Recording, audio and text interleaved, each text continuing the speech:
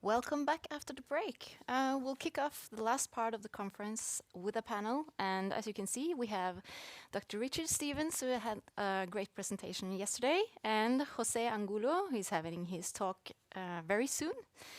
The panel is moderated by video game composer Fredrik Drønen, and the name of the panel is The Sonic Architect, Crafting Audio Systems for Game. So please, a warm welcome to the panel. Could we get some? Oh, thank you. Thank you so much. Yeah, welcome to the panel. Today we're talking about audio systems. And before we start, I just wanted to, could one of you just quickly, briefly describe what are audio systems? I don't know if that's possible to do quickly, but...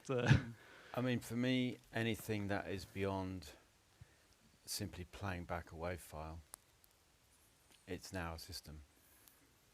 Yeah, I think that audio systems are like a set of rules that you tell the game engine or where you're working on to follow when playing the audio. So it's like you're asking the engine to behave some way or another. And once you do that, there you go, an audio system. So an audio manager and yeah, whatever thing that means telling the engine what to do regarding audio. Yeah, and audio systems is, I mean, why do we need them in the media of games as like, I don't know, as opposed to films? You don't necessarily have an audio system there, but why do we need them in games? I guess that because of the interactive nature of games and because you're not really in control of what's going to happen in comparison with films or any other media.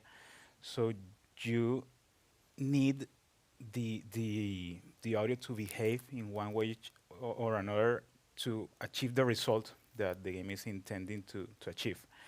So if the player can basically do one thing or another, if the game itself has a set of rules, like, I don't know, in a platformer, you cannot triple, quadruple jump on your way. You know, there are several rules, there's gravity, there's physics. Yeah. We need those in audio too, you know? So, yeah, it's due to the simple nature of the video game, the interactive nature of the video game that are necessary. So, I agree. Yeah. I think for me, it's like what you said. It's like what are you trying to achieve? And I try and when we're talking to students, get them thinking about themselves as game designers who specialize in audio. So really understanding what the game's about, and it's a term that's come up quite a bit over the last couple of days, and it's about unpicking what we really mean by immersion. To give us a way in to understand what we're actually trying to achieve at any given moment. So, you know, I can read a book and I'm immersed in that book, or I can be playing Tetris and I'm immersed in playing Tetris, or I can be playing Half-Life Alyx and I'm just in a room with a VR headset on. I'm immersed there, but they're very different things, aren't they?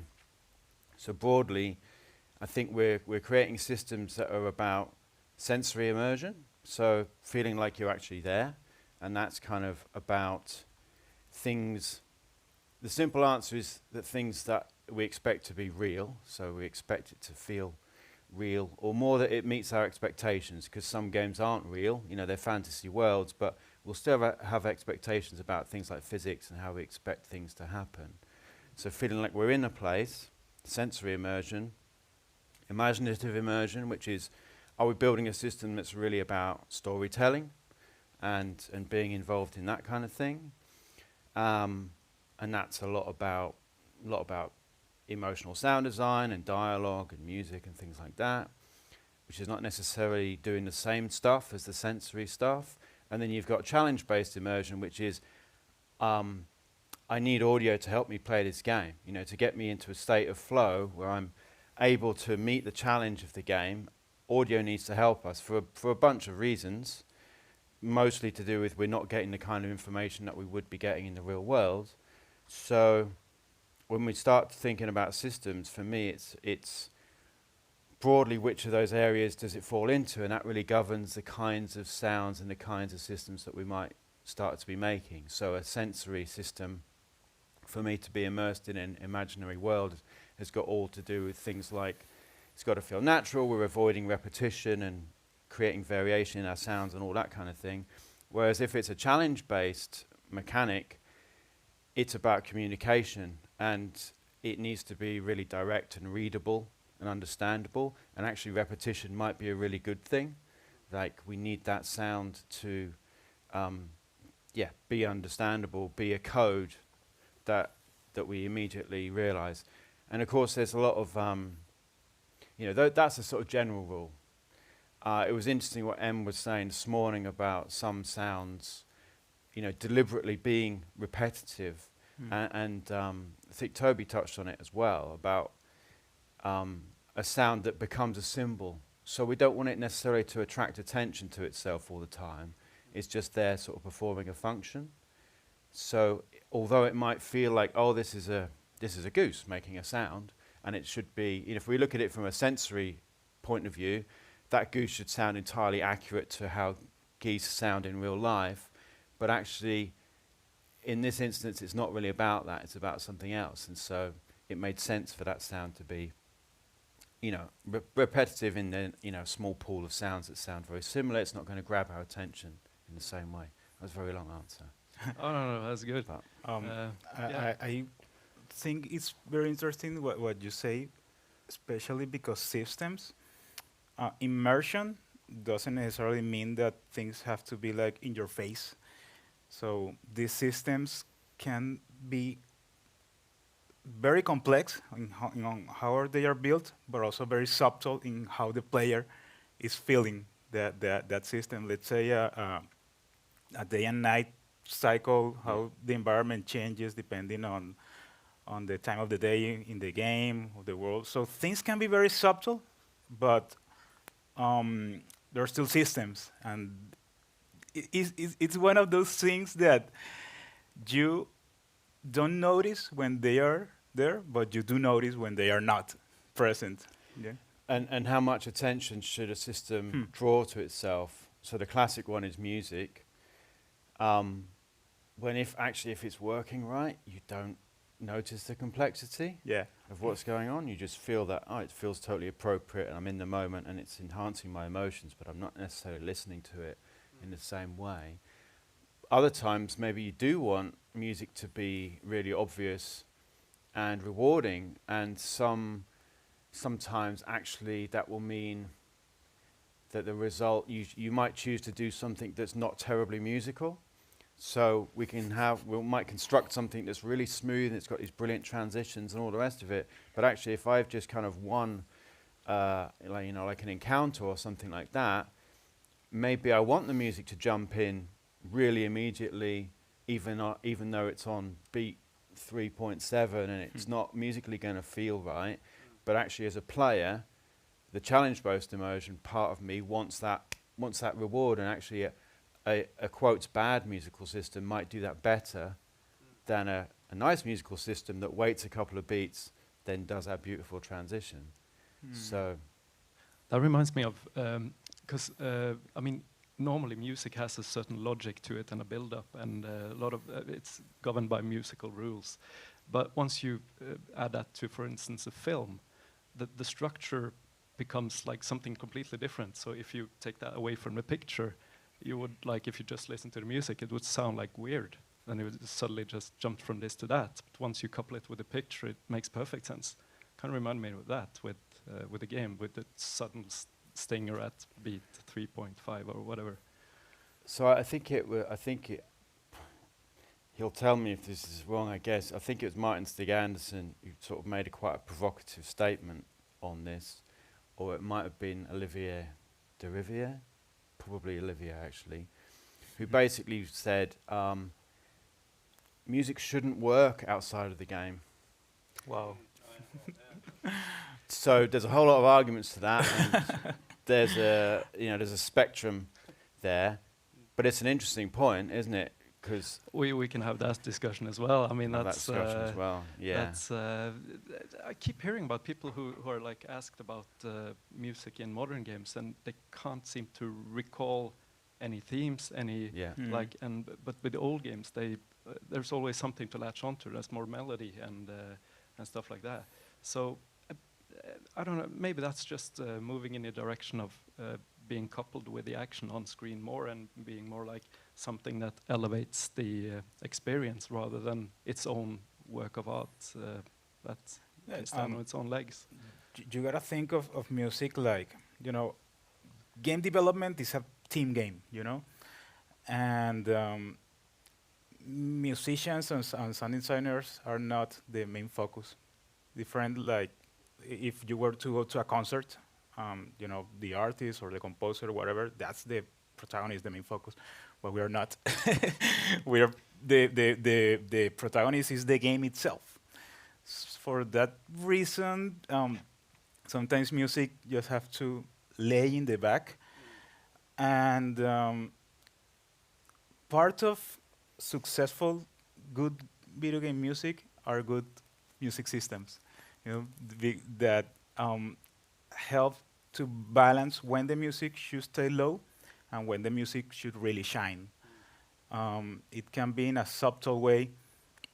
It can be in a way like Richard was pointing out, like, think of Metal Gear, that string, that famous stinger.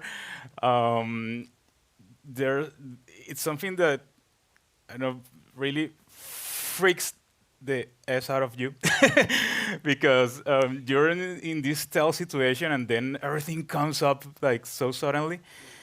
And to me, that's a moment where sound really shines and really makes its function. And I mean, that sound is even in pop culture, it's a meme by this moment. So yeah, the music role is to enhance the full game experience, but a good music system helps to decide when that music should shine more than other times. We're going to go off on a bit of a music system tangent, Yeah. but just to, that's okay. Well, I think it's interesting what Austin Wintry says is about it's about mapping the degree of interactivity that's appropriate throughout the game. So sometimes there'll be sections where you've got room for the music to breathe and be melodic and have those big themes and things because it's a relatively controlled environment. Nothing's going to happen. So the classic is, Red Dead Redemption. You go crossing the border into Mexico. If the Jose Gonzalez track comes on, it's a brilliant moment, and it's a brilliant moment because it's really unlikely that stuff's going to happen to interrupt that piece of music. So you can have those sections of games where linear type things happen. Then you've got other sections of games where it's highly interactive, and if you're using long melodies, if you're using harmonic structures and things like that, they're going to get broken. So you're setting yourself up to fail, which is why music in these sections tends to be pretty harmonically static. It tends to be things that avoid a feeling of repetition. So we'll have some unusual time signatures, like there was in the game we saw yesterday. 13/8. The sheep game.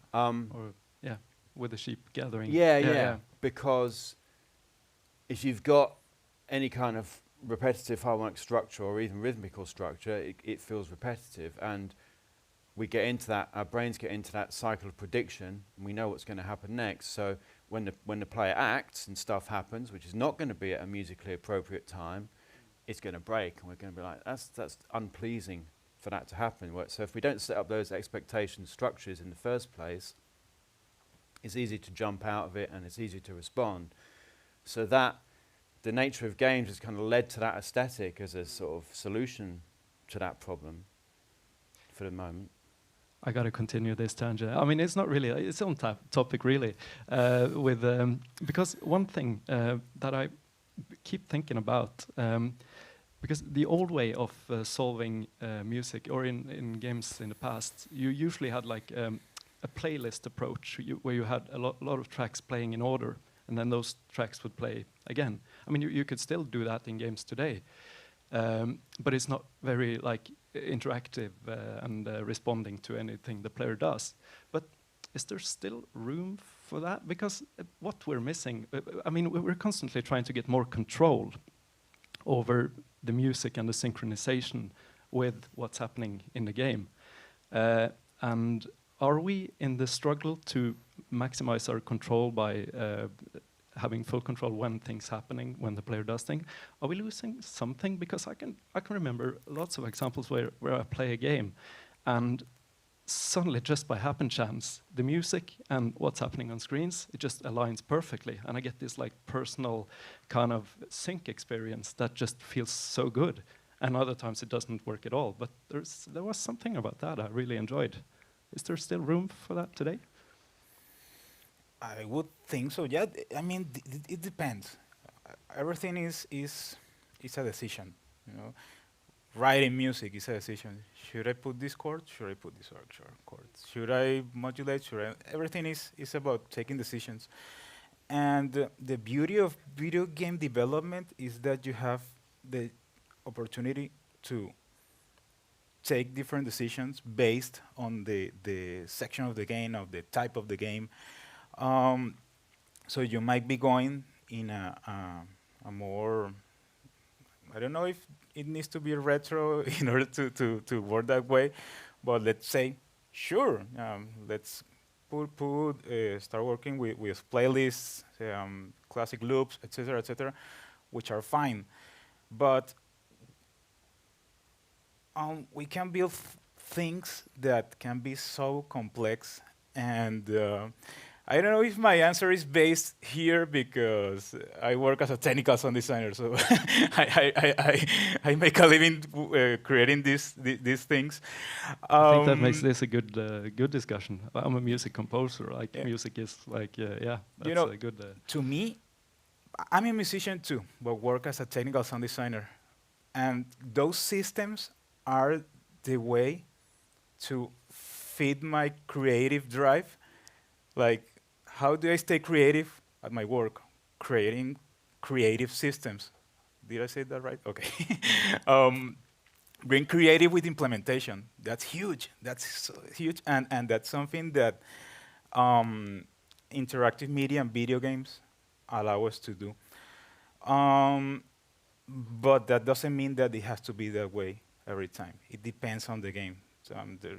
Sometimes you just need a static loop and works just fine. You just need to not draw any attention to the music.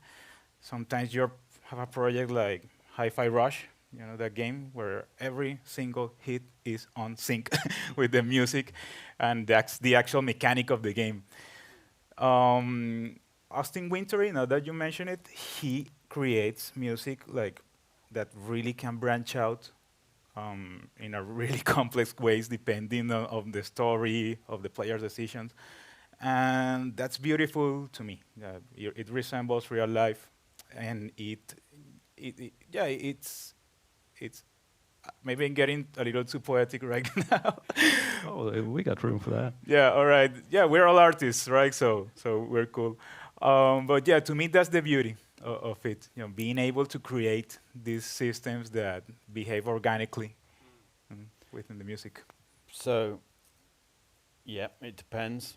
And yeah, saying that there's a right or wrong way is crazy nonsense because there's so many different types of games, and you know, that opportunity for serendipity. You know, the Grand Theft Auto games are a classic for that. You get into a car, track starts playing, stuff happens in the world, and then there's this amazing sync points where suddenly the music is just perfectly in sync with what you're doing, and it's like a unique one-off experience. So that can work brilliantly. It's a lot about, when I'm talking to my students about this, it's a lot about musical language as well. So I played them an example of like a really old game, like one of the early Indiana Jones games, and I'm like, let's have a look at this game and how the music's responding to the action on the game. and it's amazing, you know, like the brass come in when this guy lifts a chair to hit this other guy, and this other guy falls over, and it's like everything's being hit. I'm like, this is amazing. How did they do this, you know, in those days? And there's no synchronization at all. There's an ambient loop playing, a fight starts, fight loop starts playing. When a guy gets killed, really abrupt kind of crossfade into the death thing, right? But the music itself, the language of that music is so full of gesture, and it's sort of John Williams-esque, and it can just turn, you know, on the fly. So you're making these connections, between the action and what you're experiencing the music all the time. So you're seeing all this amazing synchronization happen when actually it's just because of the music or language allows for all those moments of potential synchronization. So, you know, all of the above as appropriate to the game and what you're trying to do. That's pretty interesting because it makes me think like a solution for indie games that maybe don't have that much budget to create very complex systems. Like just write music that has lots of gestures, and it can help to have that sense of synchronization. And that, now you mentioned Indiana Jones. I'm thinking the same with the Star Wars games that have the same type of language. Yeah, That language really lends itself to, you know, that effect, if you like. Yeah, and feels very cinematographic, I would say. And yeah, because I mean, games that are based in movies, right? So makes its purpose. And yeah, I guess you can make interactivity since from the composition itself. You know, that's it's pretty interesting what you mentioned there. And people have the same complaint about, to continue further on this tangent, people have the same complaint about Hollywood, and there's been some academic studies in terms of Hollywood scores and things like that, because of, like, you know, the nature of filmmaking now, that you don't get the final edit as a composer, and so composers have begun to write a lot more like game composers in a very flexible way, because they know they're going to have to completely re-edit what they're doing, like right up to the last minute.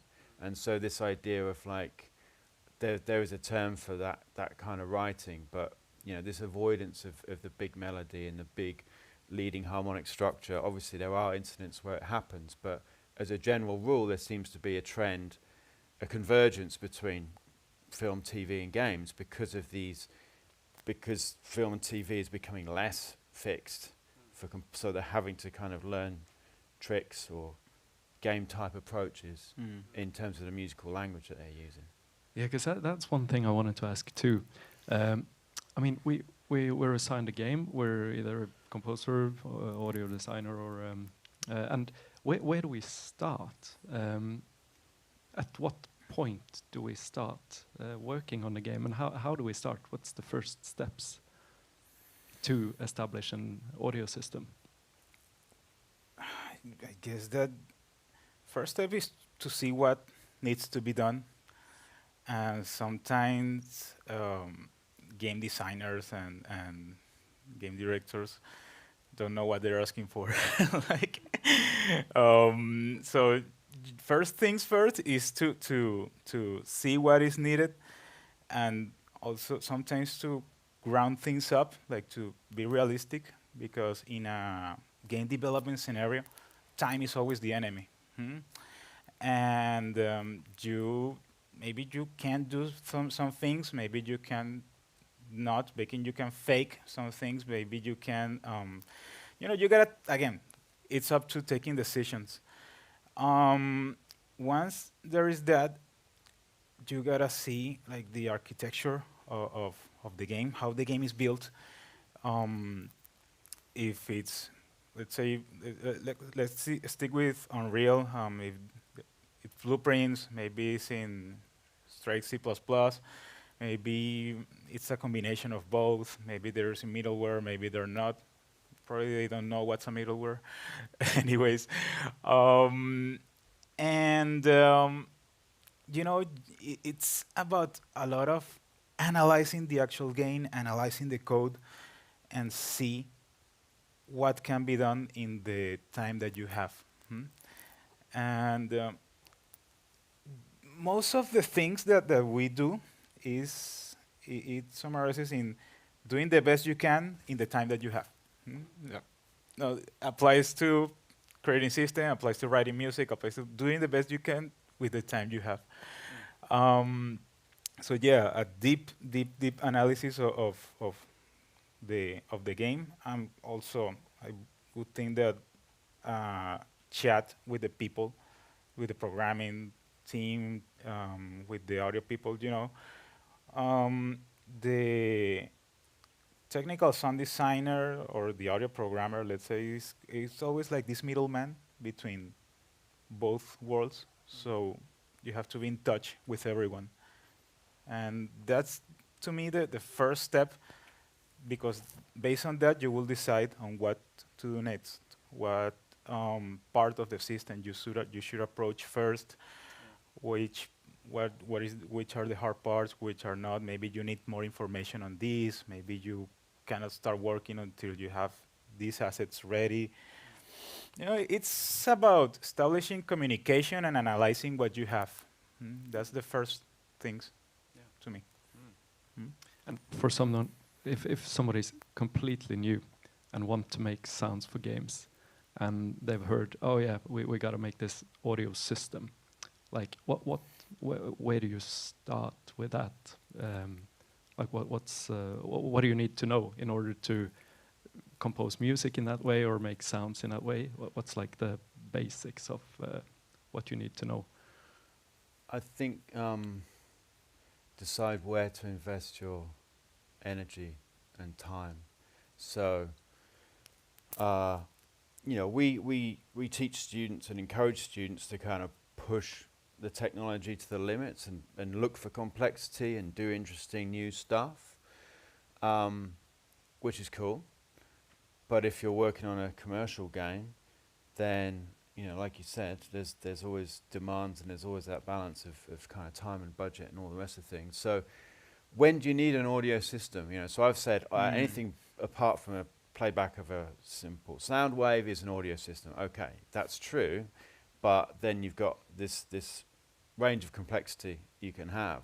So where am I going to get the biggest bang for my buck in terms of investment in time? If this is something that's only going to happen like 3 or 4 times in a game, then maybe it's totally appropriate to do like a handcrafted solution for those particular moments. If this is like a core mechanic of the game, then yeah, it's worth putting in the time to build a really sophisticated audio system, because it's going to save you time down the road, particularly if that is a system that you can use and reuse later on. So I think the first thing is to choose your battles and decide when is it appropriate for me to build something more sophisticated, and even maybe I'm building something for other people to use.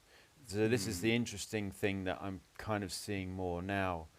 And of course, the caveat is there is no one industry, there is no one way of doing things. Things vary from company to company, but this emergence of the technical sound designer, that we used to kind of think we knew what that meant, but now there is like the technical sound designer who actually is building things for other people to use, because there's that level of kind of programming and systems knowledge that above and beyond what a normal technical sound designer perhaps used to do. And we've talked a lot about kind of meta sounds and blueprints and all that kind of thing. What I'm observing increasingly is that there is this kind of real specialist now who is creating tools for other sound designers to use. And those tools are pretty sophisticated, and would take the average technical sound designer or sound designer like a long time to build up that kind of skill set to do that, because they are so much more sophisticated. But then you've got this emerging niche of this person who can do that, and I think what I'm hoping is that, like we talked about yesterday a little bit, is that this idea of a shared library. Like why is everybody building amazing meta sound musical solutions, when actually that would probably cover 95% of the use cases of the other 100 people around the world that are also, going meta sounds, and building their other solutions, And I think that's part of Epic's philosophy with the marketplace. That maybe people will build this stuff and put it out there. I know that they're probably going to at least have some more useful little tools, so you don't have to build your your random container from scratch every time. That would be nice, wouldn't it? So yeah, I've gone off on a tangent there, But you touch on something that is really powerful, and I think that is core to not only audio system but to game development. I used to work in a studio, and the director always say that he said, "We build tools, not games." Thinking in the reusability of the things that they did, and this is how every major company works. Think of Rockstar. They did the first Grand Theft Auto, and they have been building over that those same bases, and every Grand Theft Auto game is more complex and more complex and more because they built the tools and they building over those tools and things are getting like bigger. I know the next Grand Theft Auto is like, I don't know how many hours you will need to finish that. I know I won't. And reusability is something that to me is core to every system. Even if there's no game that it's built like the other, but some things can be transferred from project to project. Some things definitely cannot. But yeah, you gotta have your tools. You gotta have your set of being, how do you say, MacGyver? I understand what you mean. Yeah, be able to solve with your own tools, and definitely it would be nice to have a more community mindset, because we will be building over other people's tools, and I mean we will take things to a whole new level, like really really fast. One thing you touched upon just now, or before, is one thing I really like about the game audio, making an audio system, is the creative part of it, where initially you have this insane puzzle that you have to learn the mechanics of the game and start like applying logic to how this works. Where can I attach, in my case, where can I attach the music to start, stop, how do we transition from this to that? And that whole process is like its own little fun exercise, and it's so satisfying when you actually make something that works smoothly and works the way intended. Can you come up with some examples, like either from your own work or just examples out in the real world where you have noticed like a good music or audio system that's a good example to talk about? Sure. I mean, I talk about things I like. That's perfect. So, I like musical stingers. Like Mario Odyssey is an early example. I don't know if anyone's played Little Orpheus. Just we track where the music is, and this is of course stuff that was pretty easy kind of back in the day, when we were kind of using MIDI files, and we can easily transpose things, but just like tracking where the harmony of the music is, and if I've got any kind of melodic stinger, it needs to be in harmony with what the music's currently doing. So, musical stingers I'm a big fan of. Another one recently, if we get off music for a moment, so like people were talking about Formula One yesterday, and the Formula One manager, Will Auger from Frontier, came and did a talk, and that's a really clever system, because and it's the bang for the buck thing. So they invested a huge amount of work into developing this system, and it basically goes, we need to replay these races as if someone's watching like a live broadcast of Formula One. Do we build car engine mechanics and all the rest of it and have them kind of playing live, going around the track?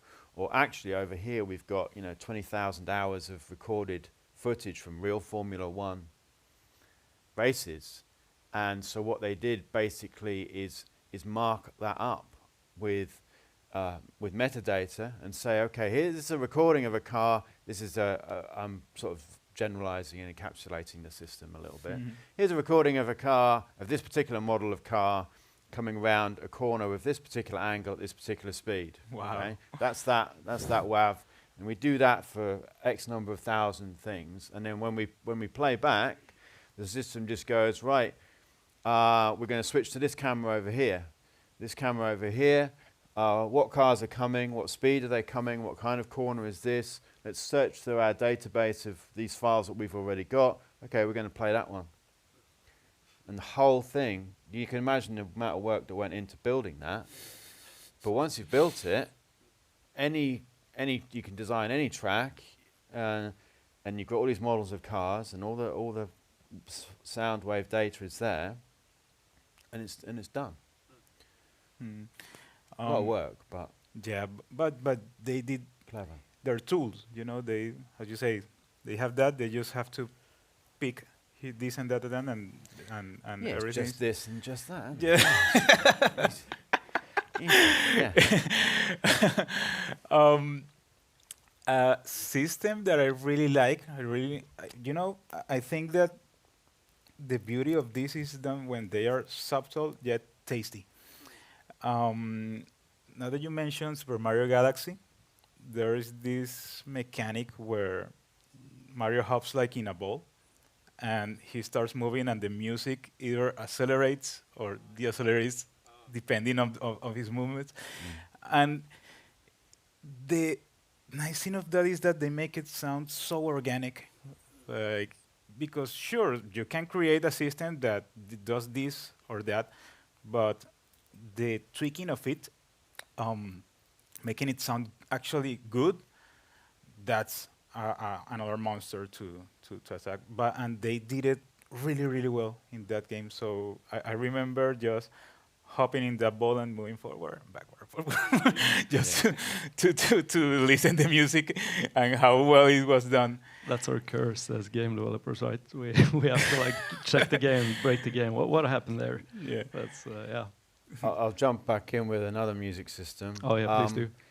What I love, and I think is underutilized, is when the game. Because what I was saying earlier is, okay, the player's in charge. They're going to break music, basically.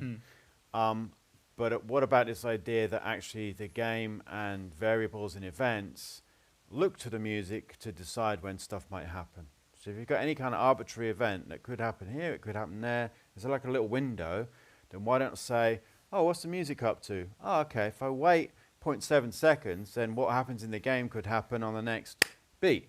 And I'll do it then. I won't just do it when I feel like it. So Sackboy's Big Adventure, that game, it lends itself to those possibilities.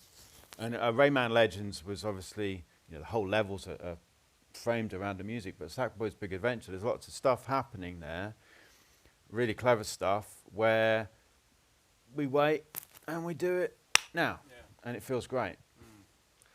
But that takes that kind of really early integration, really early thinking about music and game design as being integrated and there being a give and take, rather than game design happening over here and then sending messages to the music system, and we try and do clever stuff over here to make it work, but okay, let's talk to each other a little bit more and have interaction between those two things. Yeah, that's a very good point. I mean,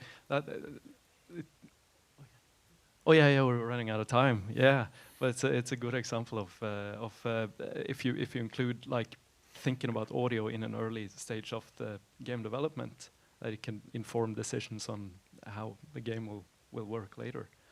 That's do we have? I mean, it's always fun to, since we're running out. I want to ask this. do we have examples of places or games where the audio design just really went bad? It didn't work at all. Like some good examples. Let's of end on a awful- negative. yeah. I'll just quickly say nothing flags up broken systems more than dialogue. So I think it's still an unsolved problem, particularly like dialogue interrupts and stomping. And there's some games that do it well. That kind of like, you know, you'll queue up you won't interrupt. You'll queue up the next line. God of War handles it reasonably well. Like we're in the middle of a story, we interrupt it, but then when we come back, we're like, oh, you know, what was I saying? And they'll kind of pick it up a little bit. But that kind of, I don't know if anyone's played Trolley Problem. It's like, it's a cool little game about the philosophy of allowing people to be run over by trolleys. But that one, like, you know, if you interrupt the dialogue, it sort of says, oh, how rude, you know. But being able to interrupt a character that's speaking and it feeling natural, not there yet. No. So, Jose, do There you you have any? I have some of my own. Yeah, I don't know. Maybe not. I wouldn't consider it failures, but things that I know that could be better. We have this one in this unreleased game that I'm not gonna mention, for for respect for the people. But the thing with that is that they got me into a project like with so little time left to do, and they wanted to do all this stuff, and I did the mistake of saying yes to everything. And again, first things first, you gotta see what's possible and what's not. So they wanted really dynamic changes in music that it didn't work out because of the lack of communication with the team and the unwillingness of the team to collaborate in the sense of maybe giving the audio the importance that it had. Not speaking from an entitled position, but just speaking of, well, you got audio, well, it has to sound good. You know, why would you want it otherwise? So there are a few of my own stuff that I think it could have been better. But yeah, I know it's part of the journey. I guess it's part of the journey. Absolutely. And Sorry. no, yeah, and getting dialogue definitely is something that Red Dead Redemption is the game with the best dialogue out there, but it has some funny bugs that you can see. For example, everybody played the full story, right? Can I spoil? So when this really important character dies at the end of the game, and there you start playing as another character of the game, because it's because it's such a big game, and so many side quests and side things can happen. Sometimes you know that the dialogue was intended for the other person, not for the one you're playing. So, but it happens, and I don't know why games are being. Yeah, maybe I know why games are being released with those kind of bugs sometimes. But I mean, it's still one of the best games out there. Right? I can forgive all that because the game is so good, and again, the dialogue is so. It's great. Yeah, it sounds tasty. Oh, absolutely. Do we have time for questions, or yeah? Do we have any questions over there? Oliver, up there.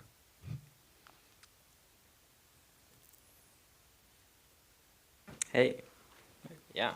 So you mentioned that dialogue hasn't really, or like dialogue systems, natural interruptions of dialogue systems haven't really been solved yet. Have you played Oxenfree? Yeah, I think, yeah, pretty good. Pretty good. You still have some gripes with with how that worked. It's a very specific kind of setup in terms of how it works and how it allows interactions, and so I think it works great. Yeah. But in other games where there's different types of interaction, that's I think where the problem exists. Yeah. No, I kind of But agree yeah, with that. no, that's a great example. Because Yeah. I think it's definitely, it works because the game is kind of, it's very small, right? Like, but if you're gonna kind of build that up into like a bigger production, like it's obviously accounting for every time like someone is gonna get interrupted, it's gonna get expensive and time consuming. And the other one is the other problem is the way that you know, really big games with I don't know how many lines of dialogue that's got, but the issue of the system for dialogue playback is play this line, then play that line, when actually, you know, the script is that this line is actually interrupted by that other person. You know, it's a more natural dialogue system. Right. So what you hear is this line being said, and then kind of the person sort of stopping as if they're interrupted, tailing off, small break, and then the other person speaks. Whereas actually that needed to start before the end of that sound, that needed to come in here. Right. But if you imagine trying to craft that, all those options where that happens when you've got 200,000-300,000 lines of dialogue, that's a lot of work. So, yeah, maybe it's unfair to pick on dialogue, but it's the place where I get it. we're really sensitive to it, aren't we? Yeah. And so errors like that jump out at you.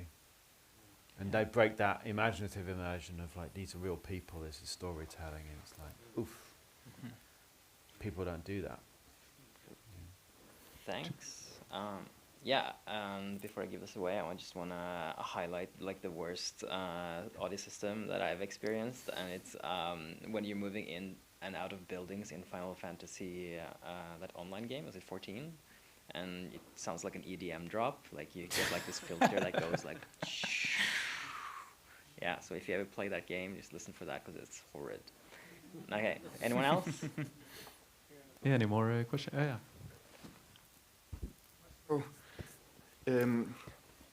Just on the topic of interrupting dialogue, then I came to think of a game that does it really well, but it's actually interrupting monologue. It's the Stanley Parable,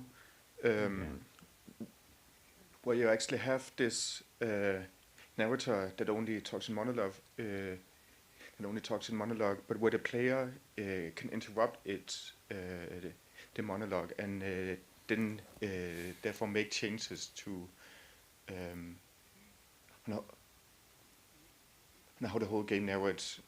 Yes, so that's not really a question, but maybe you have some thoughts about that, because that's, in my opinion, one of the games that has done it really, really well.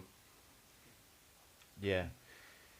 Everyone should play the Stanley Parable. Yeah. It's super clever, super self-aware. I haven't played, like they did a new version of it, didn't they? I haven't played that one. Yeah, I just think there's some more content, there's some more branching narratives you can go out of. Yeah, yeah. Some more endings. And what's that sort of dystopian detective game? Disco Elysium. Yeah. God, there's some crazy dialogue branching. Yeah. I spent like half an hour arguing with this kid in a park, and it just went on and on and on. I just thought, there's no way they can possibly carry on this, but it does go on, and it gets funnier and funnier. I think we're out of time, right? Yeah. Okay. Thank you guys so much. Thank you.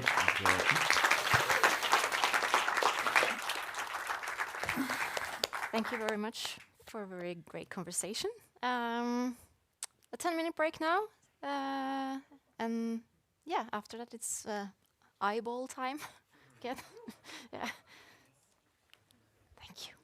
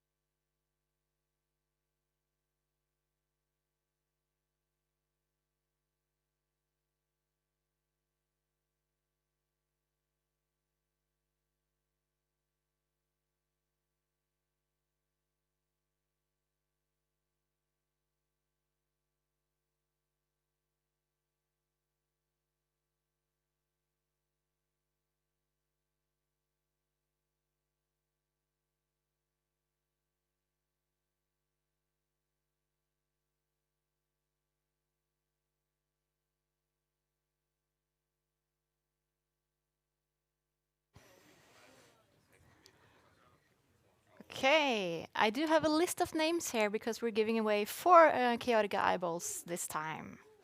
So keep your fingers crossed. The first name on the list is Alva Grytting Sunde. There.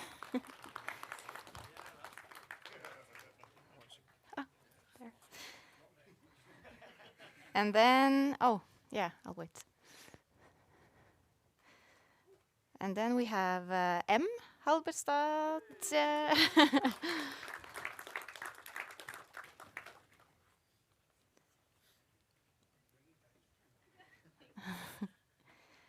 Øyvind Rosvold. Are you? Yeah. Cool.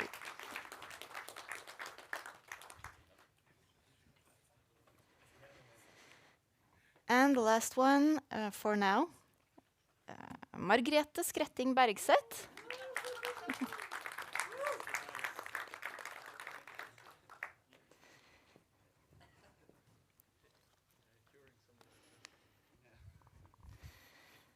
Okay. One of the positive adaptations that technology allows us is being able to work remotely. It opens up for the opportunity to make a living out of game audio, even though you're based far from the places where the industry thrives. Jose Angulo from Barranquilla, Colombia, knows quite a lot about this, and he'll share his experience with us here today and his strategies. He is a composer and technical audio designer for television games, who has worked on over 30 audiovisual projects, including series, short films, and video games. He told me he has an obsession with watching cooking videos too, and thinks sound design and cooking are quite similar things. Makes sense. And before he started working with game audio, he did a lot of things, and at one point he was teaching music to kids in the morning, playing gigs in the evening, and selling books. But when he discovered the world of game audio, he had to find out how to make a living out of it, which was not easy in the local games scene. In 2019, he founded the company Hello Sound, and he's been fully dedicated to game audio since. He's passionate about creating more local opportunities by spreading information in Spanish as well and tearing down language barriers. For his presentation, he had to leave his country though, but he's already having a career, so that's... and his first trip to Europe, actually. So it's a pleasure to welcome Jose Angulo to give his presentation. You don't need a visa, how to make a career in game audio without leaving your country. Thank you. Hi, everyone. First of all, it's really nice to be here, really happy to be here. It's very cold compared where I'm coming from. So first of all, big thank you to all of you guys for being here. All the Game Out in Norway team, they've been just overly amazing. Yeah, very happy to be here and looking forward to this. We don't have much time, so let's get it started. So for those who don't know who I am, I'm Jose Angulo. I was born and raised in Colombia, which is the northmost country in South America. Really passionate about sound all over. I'm currently working as technical sound designer in television games. I founded Loud Institute, which is an academy dedicated to spreading information about game audio, 100% in Spanish. And Hello Sound, which is a company that provides services of audio for video games. I'm Team Pineapple in pizza, so I had to add a fun fact, and I wanted to be controversial, so yeah. I have worked in some games or another. Maybe you can recognize a couple of these. The biggest ones, I guess, is La Casa de Papel, Money Heist, that game from Netflix. And we're currently working in the Killer Clowns from Outer Space video game, which is an asymmetrical horror survival game. 3 clowns, 5 humans, fight for your lives. And all the others, they have been games that range from the really indie side of things to a more high-budgety, wouldn't say AAA, triple I guess. And the fun thing is that most of those projects, I haven't really looked for them. They have come to me. And today I want to share how has been my process of having those games come to me and creating all the doing the things that were necessary to have those games come to me. So what we're going to talk about, how to effectively share your work online, what is really networking, which is a concept that we tend to misunderstand a little bit, how to adapt to what you have, use the tools that you have um, in the context that you live in. And it's definitely not about a magic formula on how to get rich. um, let's get things straight. There are no magic formulas. I always say that. But there are ways to take your shot in a more smart way, I guess. This is all based in my own experience and on the things that I had to figure out while living in a place that doesn't have a big enough game development scene to call it to make a decent living out of it, I guess. So first things first, you have to define your expectations. What is defining your expectations? It's deciding what you want to do. Maybe you want to make a living freelancing, gigs here, gigs there. Maybe you want to work in a position in a game development company. Maybe you want to do games on the side while you work in your coffee shop, if that's what you want. You gotta decide what you really want to do. And once you have that decision, you have to really focus on that. Why I take try to talk about getting focused? Because we as musicians tend to get like fall into this. Maybe it's a trap, maybe not, depending on how you see it. To me, it was this thing of trying to do everything. So playing gigs, teaching, working in a call center, doing all the things. Sometimes you gotta do it, right? You gotta pay the bills. But sometimes we get so carried away with that we miss like a real objective. And it's hard. I know it is hard. I've been there.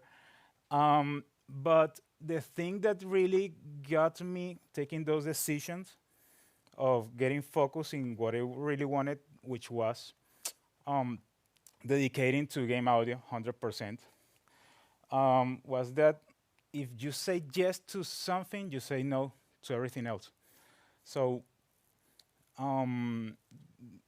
because you can only do so much, right? So there was this moment where I decided I'm going to just focus in video games.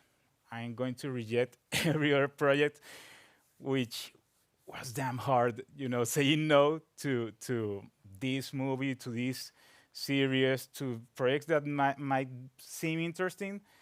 Had to say no because I needed to put all that energy in creating my game audio career. So focus is huge.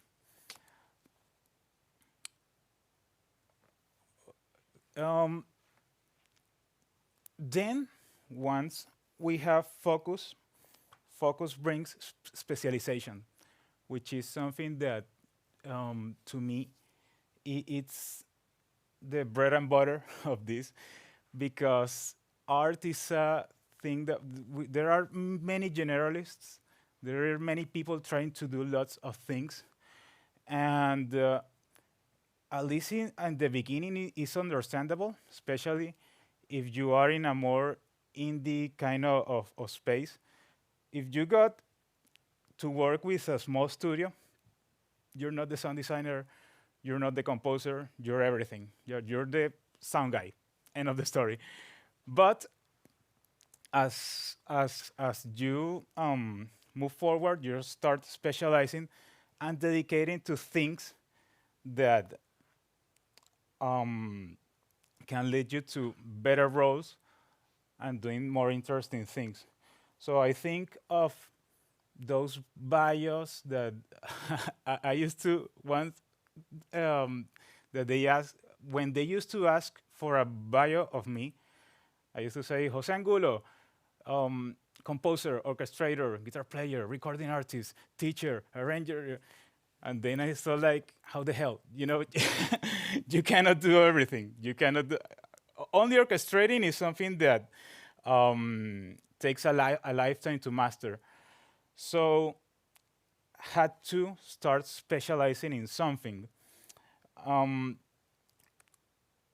and to me, just for the record, this is a very personal thing.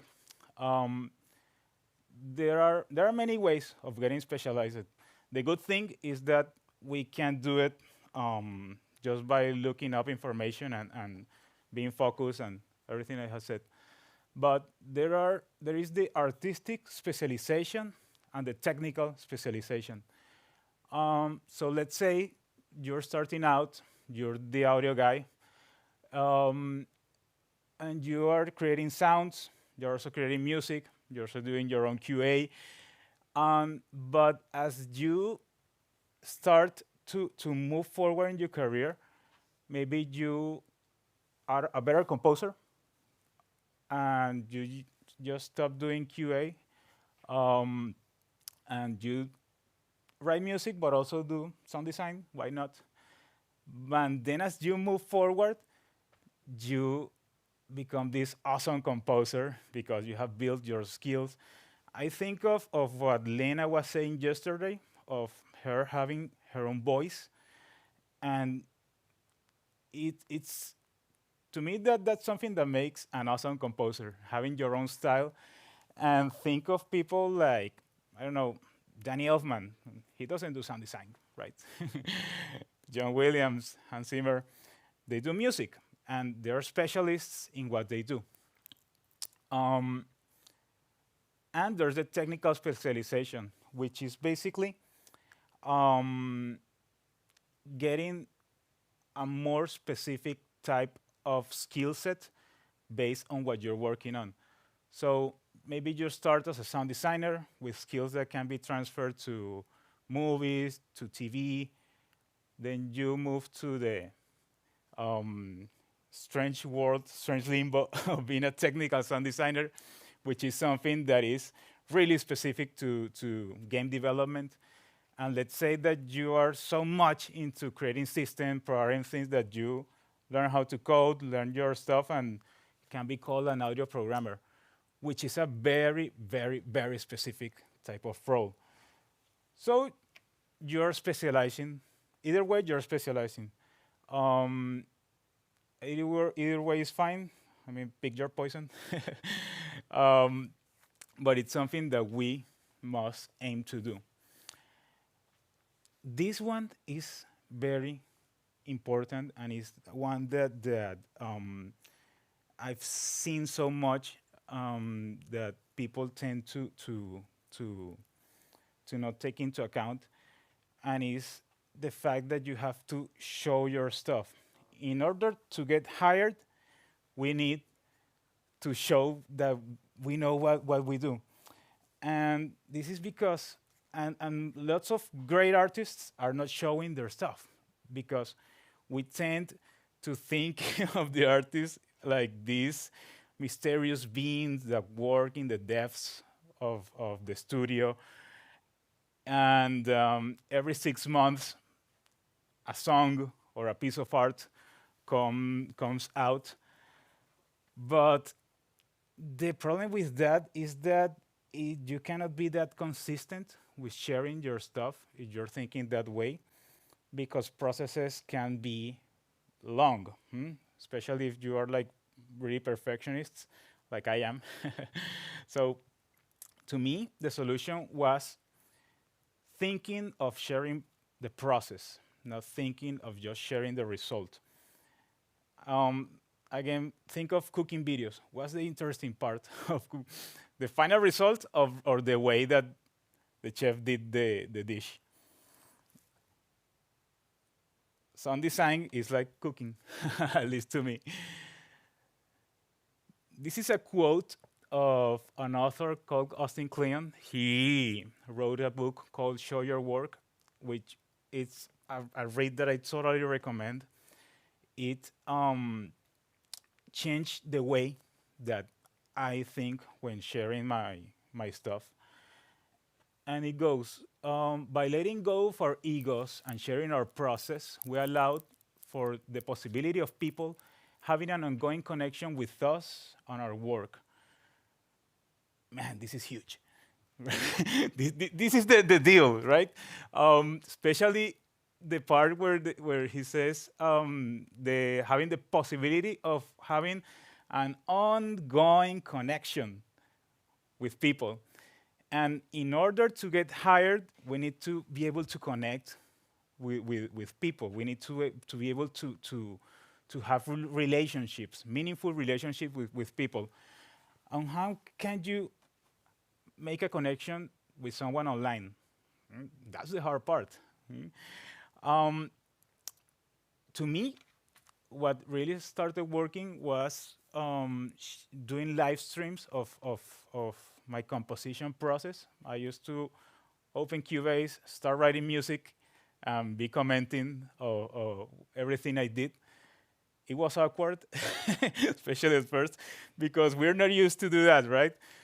And saying like, here's a note, blip, here's this chord, and at first it didn't make sense, but it started to drag attention of people, especially game developers, because maybe there are some things that are obvious to us as sound artists, but that they are a total mystery for the rest of the world. So sharing that created the need of people asking questions, which led to relationships to me. So I hate social media.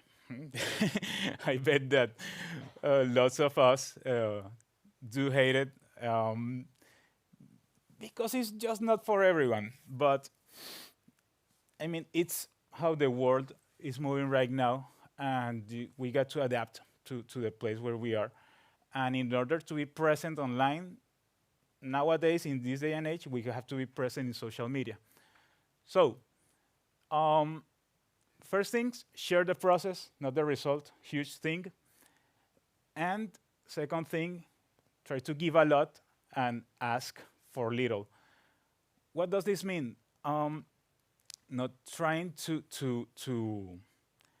go ahead and start promoting yourself like crazy, but just being helpful with people. Places like Discord are great places. For example, every time in a community or somewhere somebody asks a question, I make it like this real aggressive competition with myself to be the first one to help that person out. Even if it's just a simple Google search, do that Google search for them. It's okay. That creates connection with people. Helping out others really, really, really creates connection. And it contributes for us having a nice environment to work and to be there. So, how can you share your work? Composing live streams, as I mentioned, sound design videos, these videos of recording and editing montages where people, you show recording the Foley, then do the editing, then show the final result. Great. Implementation showcases, which is basically sharing a system, a screen capture of an implementation that you did. Tutorials, this one is huge because most of us think that we have to be like huge experts and huge masters of the craft in order to make a tutorial of something. And it's true to some extent. You gotta know your stuff.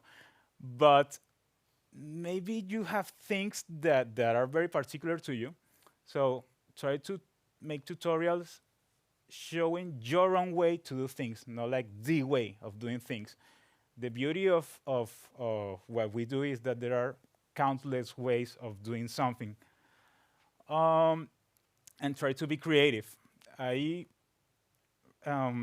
going to launch a new series in my YouTube channel called 30 Minutes on Design, where I do a sound with a sound limit of 30 minutes. So far, the results are far from good, but they are honest, and again, it creates a certain connection with people. And being able to share that, it takes some courage, I know, but sometimes you have to apply the what did I say? Yesterday you mentioned that in dinner with people, saying so what? See, so what? This is what I do. It's good or not, but it's what I do. How can we help others? Answer all the questions that you can, either in Twitter, in Discord. Don't know if anybody uses Facebook anymore. Whatever. Help people. QAs with the audience. That's a good thing. For example, I used to hop in a call with people, and yeah, they ask questions, replied, record that, upload that, and interviews with people in the industry. That's a great way to connect with people that you admire. You will be amazed to see how many people are willing to listen to your stuff, to talk to you, give you 15 minutes of their time just to have a chat with you. And how this has resulted? Right now, we have 73 videos uploaded on YouTube. And I opened this Instagram page like 3 months ago.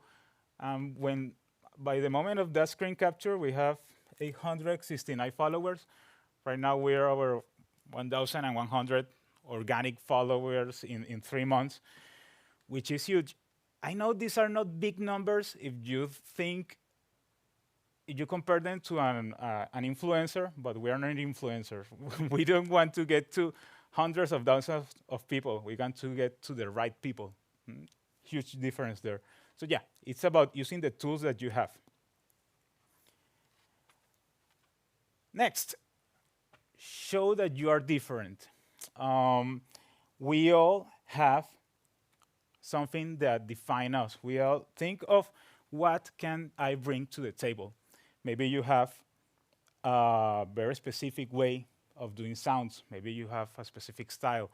Maybe you have a very specific skill set. Maybe you know someone. When I got the Money Heist gig, in the interview, it wasn't an interview in the conversation I had with the developers. They were talking about the music, and I know a guy that works in Bleeding Fingers with this company of Hans Zimmer, and I mentioned that, like, hey, I can do the music, but I also know a guy that can do this for us, and he has a style that really fits this game. He works with Hans Zimmer. I don't think they heard the rest. They just heard the name Hans Zimmer. I know that it sounds like a name drop, but in certain way it was. But but I mean, that got me the gig. Just being able to bring somebody else to the team. And I know that it's funny, but what I want to say is that there are many things that you can bring up to the table. There are many things that you can use to add value to a project, to contribute to a project. So think, what can you do? And finally, it's about being consistent with the application of everything I just said. Again, social media and having an online presence feels like grinding in Pokemon, like go into the tall grass and repeat, repeat, repeat again, again until you reach the level that you want. But here are some things that I have done in order to stay consistent. Just pick one social media, depending on how much time you have. It can be Twitter, Instagram, YouTube. Just pick one. You don't have to be everywhere all at once, especially if you're only one person or half person, as Daniel said. If you have other things to do, just pick one. It's okay. Refactor your own content. What is this? If you create a long YouTube video, you can chop it, some small chunks of it and create Instagram Reels or YouTube Shorts.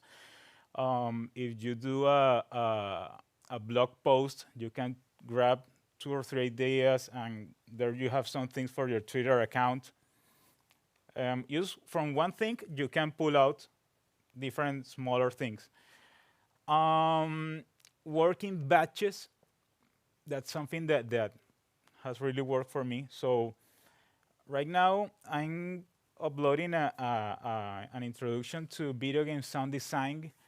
They were 13 videos that I recorded all at once, and have it programmed for those to be uploaded once in a week. So there I have content for 4 months already done, and I don't have to worry about that. Use the tools that you have ethically. Right now we have lots of tools. Use ChatGPT, it's okay. Just work with your own ideas. Don't ask the chat to create the content from scratch, but use it as an assistant, for example. Use Canva, I use Canva a lot. And then I will hire a graphic designer to do all the graphic stuff. But I mean, there are tools, we can use them. And maybe this is a little obvious, but be organized and plan ahead. You will be surprised of how many nice projects fall down because of lack of organization. So this is, to me, the realistic formula to have an online presence, and is showing your focus, specialized, and differentiated work in a consistent manner. It's not magic, and it may not be the best presence, but it's a presence. You have to tweak things out. You can grow in the way, but and it may result, it may not, it may bring results early, it may not bring results, may bring results late, but you just have to start walking through that road. So, once you have that online presence, that thing that everybody can see in any part of the world, you can, well, I'll take that back. You can start networking while you're doing what I've just told you. It's not that you have to first do this and then you start. No. You can start creating relationships right now. So networking, we tend to think of it as this kind of salesy process where you got to go and sell yourself. But I guess at least in game development is it has a different connotation. It's not about selling yourself, it's about creating meaningful relationships, making friends, basically. Making friends. So going to an event, sending emails, DMs to people begging you to give you work, that doesn't work. But creating meaningful relationships is the way, because this is a world that is based in trust. And in order, think of games like a Ferrari, and the game developers is giving you the keys to their Ferrari once they hire you to work with them. So, what is networking about? Building meaningful relationships, huge thing. Serving over others, even if it means that you will not get the gig. For example, um, I was in this event, and there was this game developer. He was showing me, well, not showing, but telling me about the game that he was working on. And I knew I could do it, but I knew another guy that could do it better. That he was in the same event, so I connect these two people, and anyways, I got called later to also work in the game. But I know that creating that connection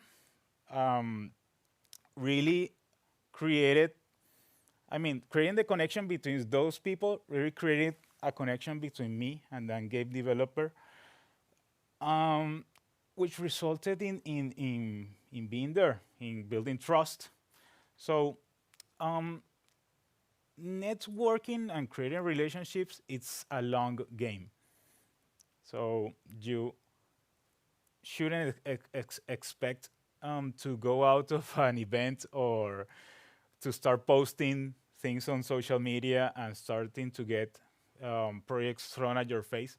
It's a long run. So yeah, that's what's networking. And what is not networking? It's not selling, and it's definitely not showing how awesome you are. Don't be that guy that goes to a party with a laptop and a head of headphones showing his music. No, don't be that guy. It doesn't work that way. So where can I network? Start locally. I know that this talk is about showing your work, is about working remotely, but there's probably a local game development scene in your area. Start there. Start working with the people you have close, because it definitely is easier to build meaningful relationships with people that can see you and that you can like interact in person. So start there. Discord communities. There are tons of communities dedicated to game engines, Unreal Slackers, Game Audio Latam, GACO, Game Audio Norway, Unity. Something there are places where you can go and not don't go to these communities to say, and don't be the person that goes in a Discord server and post a random link with a track and say, hey, hire me. Go there and help people, solve questions, be helpful. Game jams, but game jams are really like planting seeds to harvest in the future. Working in game jams is like thinking of not working with Steven Spielberg, but working with the next Steven Spielberg. Reach out to people you admire, not asking for work, but saying thank you, saying being positive, giving without asking, can really lead to creating meaningful relationships. And yeah, social media. Do it respectfully and go as far as the other person allows. Don't flood the DMs of anybody spamming or anything. That's not good. So let's talk a little bit about web pages and the reels. A reel and a web page, they're nice, but they don't replace the fact of having a good relationship with people, and they don't replace the fact of people having trust in you. I haven't had a reel in like a few years. Well, yeah, I have one reel that we'll talk about later. Well, yeah. So I'm talking about this because sometimes we think that we made a reel, yay, now projects are coming my way. No, they are not. Why? Two facts. Everybody hates reels, and no one cares about your web page, just yet. Nobody goes in a Friday night, opening his laptop and say, "Oh, I'm going to watch some demo reels." No, everybody hates reels. And about your web page, it has its own purpose. I mean, both of these have their own purpose. So, what's a reel for? Is to show your level of work, how good are you doing what you do. Is to show your experience, what type of experience, at which level do you have your experience, and to show your skills. I guess that showing your skills is the same as showing the level of your work, but you get my point. And what is a web page for? It shows that you take your job seriously. It's a way to introduce you to your potential clients. If maybe you meet someone, you say, hey, this is my web page, all the info about me is there. And that serves as being as a one-stop shop for your services, your contact, everything about yourself, you can put it in your web page and show social proof. But I believe, let me know if you disagree, but these things can also be shown in other ways. Like showing the level of your work, showing your experience, you can do that, for example, live streaming your process, posting in social media. I know some sound designers which their reel is basically their Instagram feed flooded with them making sounds. And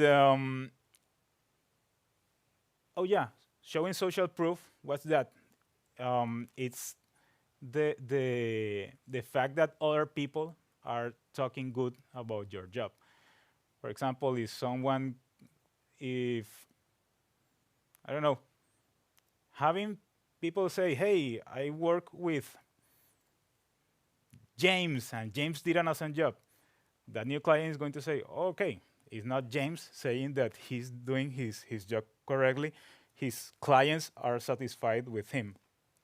But I mean, you can do these things in many ways.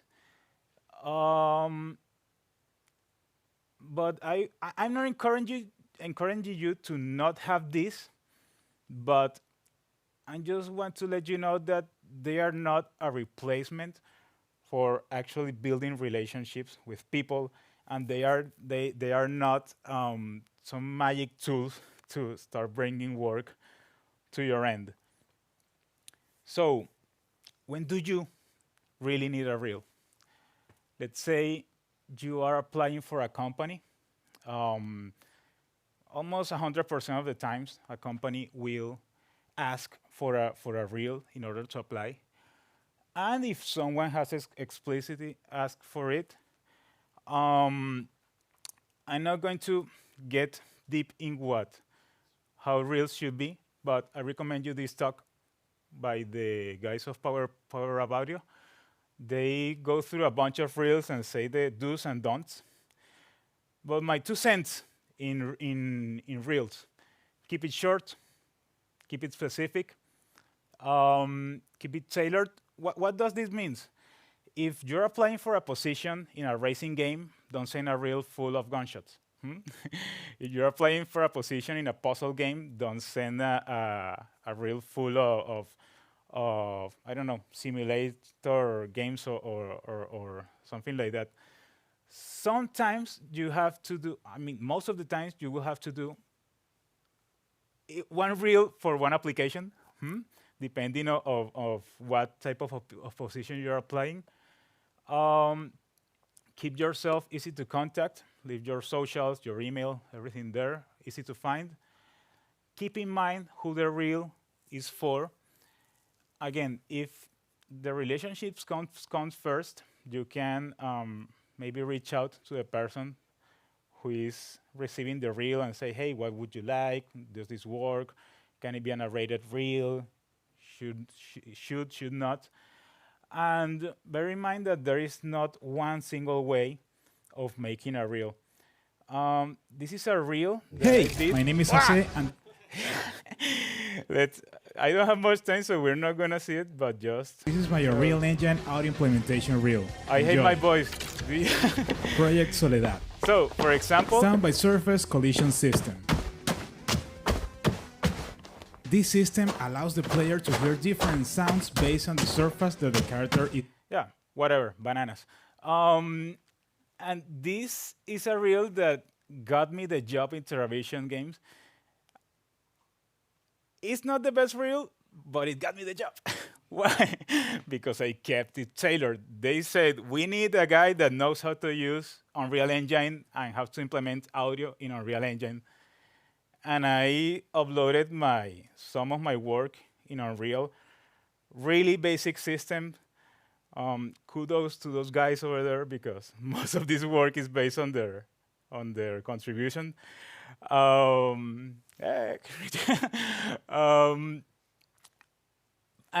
I mean, keeping it tailored really got me the job there. So there's not one single way to do a reel. There are do's and don'ts, but there are different ways to do it. So let's wrap things up. I'm running out of time. Oh my God. So really fast. Define what you want and plan accordingly. Aim to be specialized. Like pick something and really go all in on that. Be different. That means being honest with yourself. Don't try to be someone that you're not. I'm sure that most of us have an own voice, and that's what we should be aiming to show. Show your work, thinking of showing your process. Aim to friend, not to sell. That's when we try to network. Always try to give, not ask. And make yourself easy to reach or to find. Before we finish, I want to give a huge shout out to Television Games because they sponsor part of this trip here. So yeah, I love those guys. They sent me to Europe. So yeah, in case you need to reach out, here are my socials: Loud Institute, Jose's Audio. In Twitter, X, whatever you want to call it. In Twitter, I used to post in English in case you want to read my thoughts in English. In the other social, I post in Spanish. But yeah, anytime, anything you need, I'm always super open to answering questions, to speaking to people. And yeah, and again, thank you for being here. It's been a pleasure. And yeah, questions?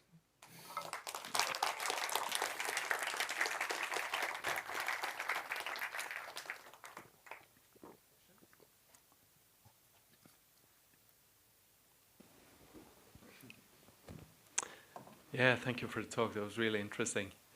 I have one question. When you do like a live stream of composing, do you feel like you're suddenly composing in a different way than you would usually do when you have all the time in the world? Yeah. yeah, it happens. I'm not sure why, but it happens. But when I don't do those live streams, not that much, maybe because I don't need it to do it that much. But I remember that what I did was like, okay, if I have to do a track that, of course, can be shown, NDAs are a thing, just dedicate 1 hour of the composition to show that, and the rest I can do it for myself in private.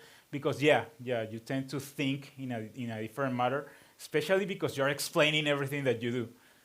So explain what we do can be hard sometimes, even if we really know what we're doing, but we don't know how to explain it. But yeah, it's a thing.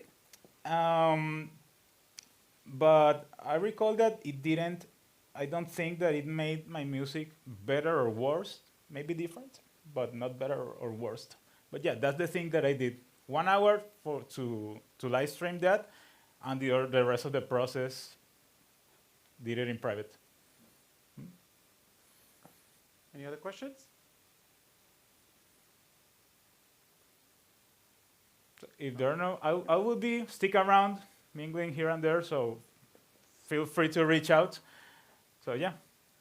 Thank you.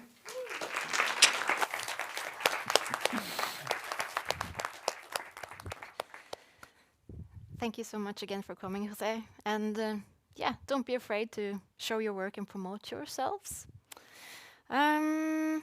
A new 10-minute break before we're heading on to the next speaker. So if you're back here, yeah, in 10 minutes. Yeah.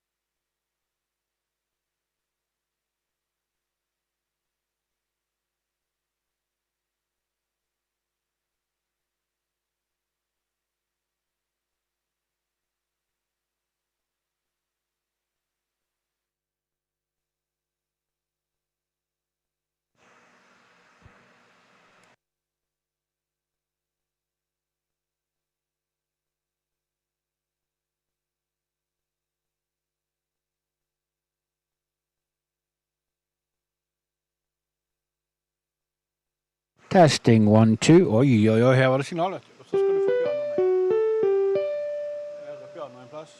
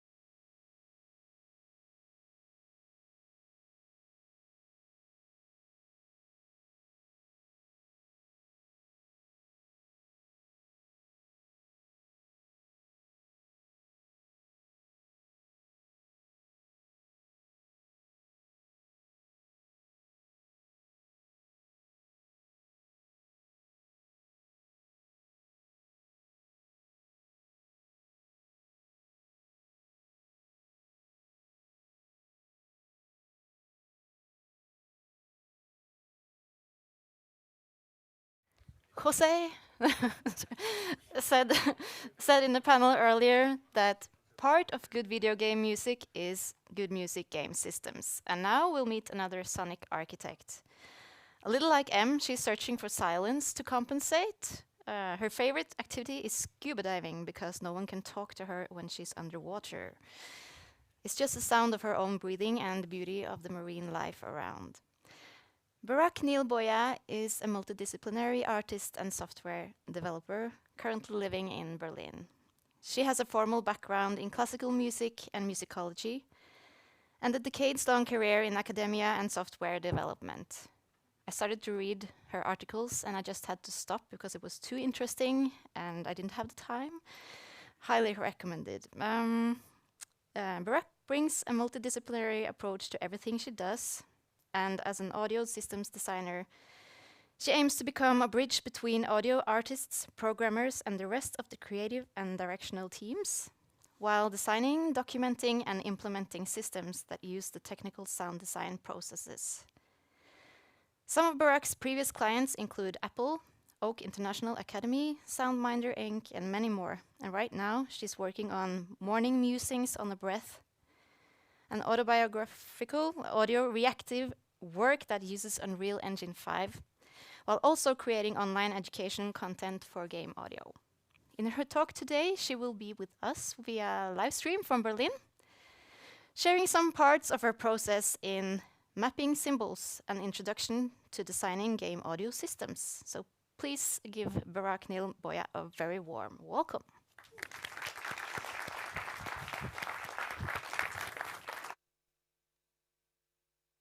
Hello, everybody. I cannot exactly hear or see the audience, and I have a bit of a relay, so I'm just gonna go with intuition. Really happy to be here. Wish I could be there in person. Would like to thank Sarah for her great introduction for me. So in this presentation talk, I am going to try to walk you through my process as an audio systems designer. So a little bit more about me after Sarah's beautiful introduction.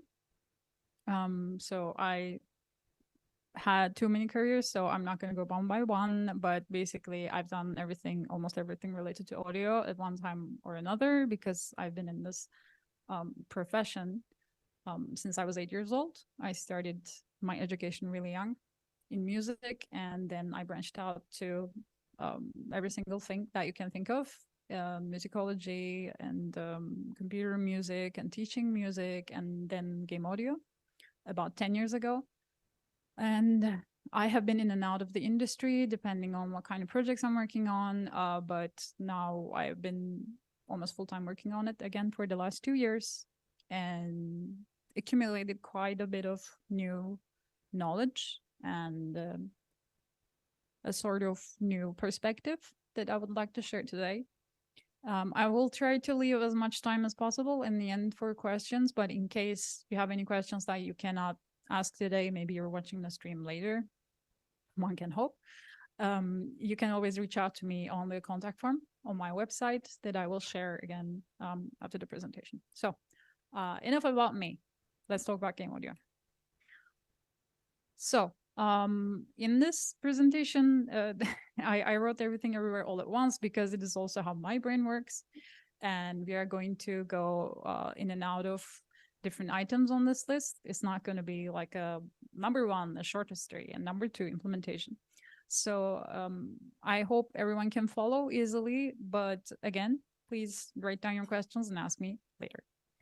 To begin with, interactive game audio already has a long-ish history because we are actually getting old. I have been playing video games since the late 1980s, which is now ancient times. So the things I'm going to talk about today is hopefully going to be a continuation of this already decades-long tradition and not something entirely brand new. And first, I would like to acknowledge that with a short video. So one of the first very prominent examples of interactivity in music and game audio, of course, is Space Invaders, where the closer the enemies are coming towards you, the music becomes faster while repeating the same pattern. And this approach is still used widely in a lot of games. In Goner from 2016 is one of my favorite examples on this, where the more multiplier you accumulate, the more layers of music you hear, the more intense it gets alongside the visuals, and also it becomes a tiny bit faster just to let you know that it is getting faster, but without actually breaking the immersion.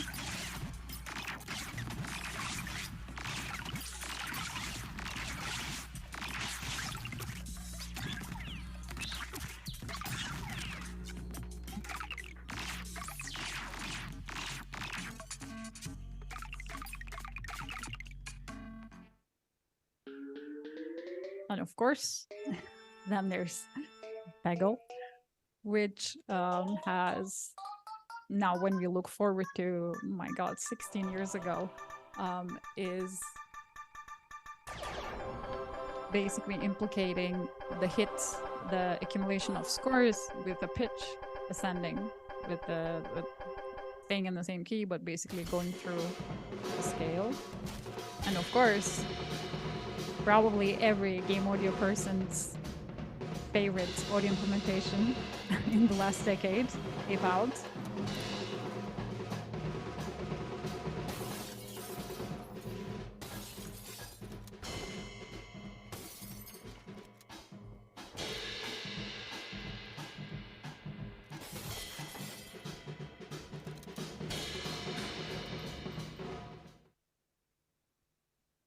So, how can we take things further?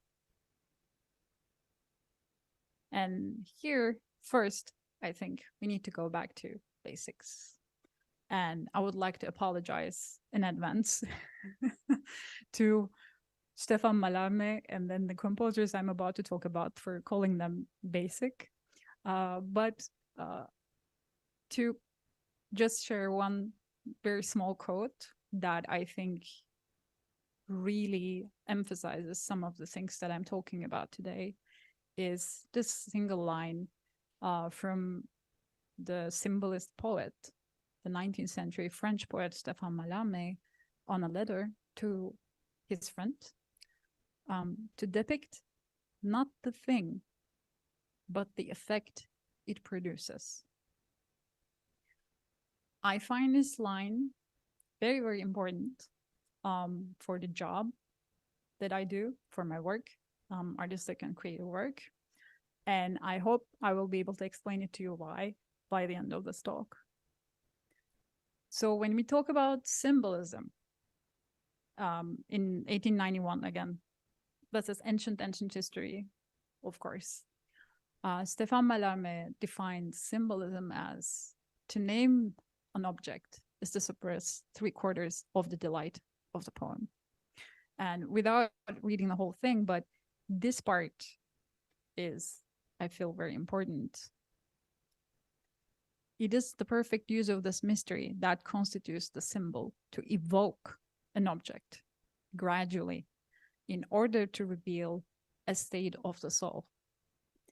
The gradually here is actually the keyword that we should tune into as audio people, because audio in general and sound design, music, everything we do and create is temporal. It opens up, extends and contracts and builds up or falls apart gradually in time. This could be an advantage and also a disadvantage depending on our audience. Because if someone doesn't have the patience or the time to experience the totality of your work, then there's a good chance that they are going to miss out on some very important parts of your work. So this gradual revelation of things in time is, I think, one of the most important parts of what ties us to impressionists and symbolists and that fin de siècle, important French and other composers and artists in general, and how we can learn from them. So why am I talking about specifically this Stéphane Mallarmé guy? Because a little composer that you might have heard of, named Claude Debussy, wrote this at the turn of the century, which was one of the most important classical music works at the time for the 20th century music, not actually at the time of its, not just actually for the time of its creation.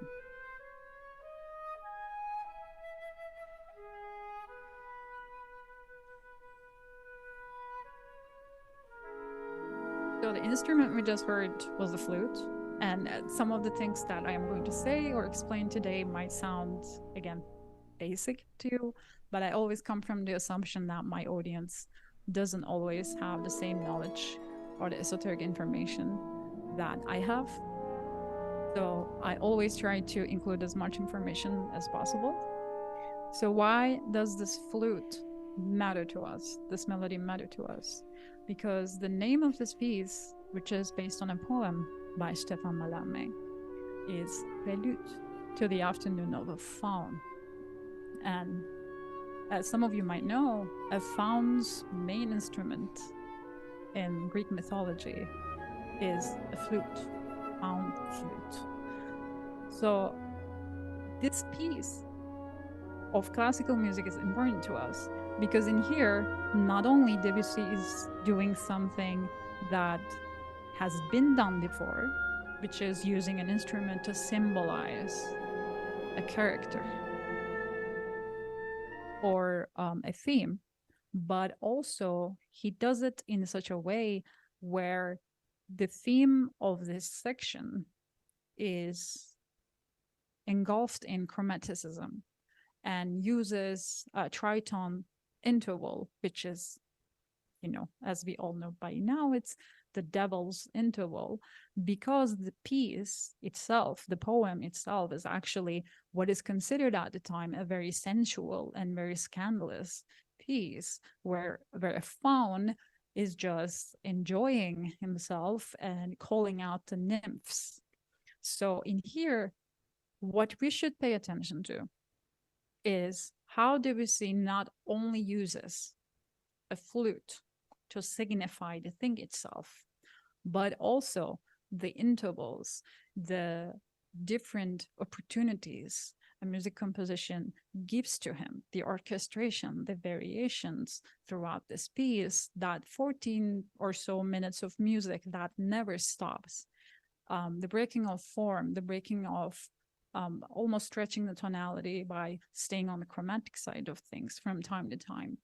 Basically merging these two things, he is also able to touch what effect it does, the sensuality, the call to the nymphs, the enjoyment of oneself in an afternoon instead of, you know, something else.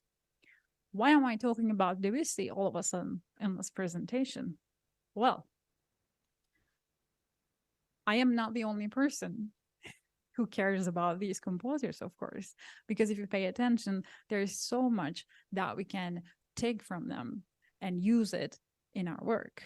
As by now, I'm sure most of you have played, Untitled Goose Game does.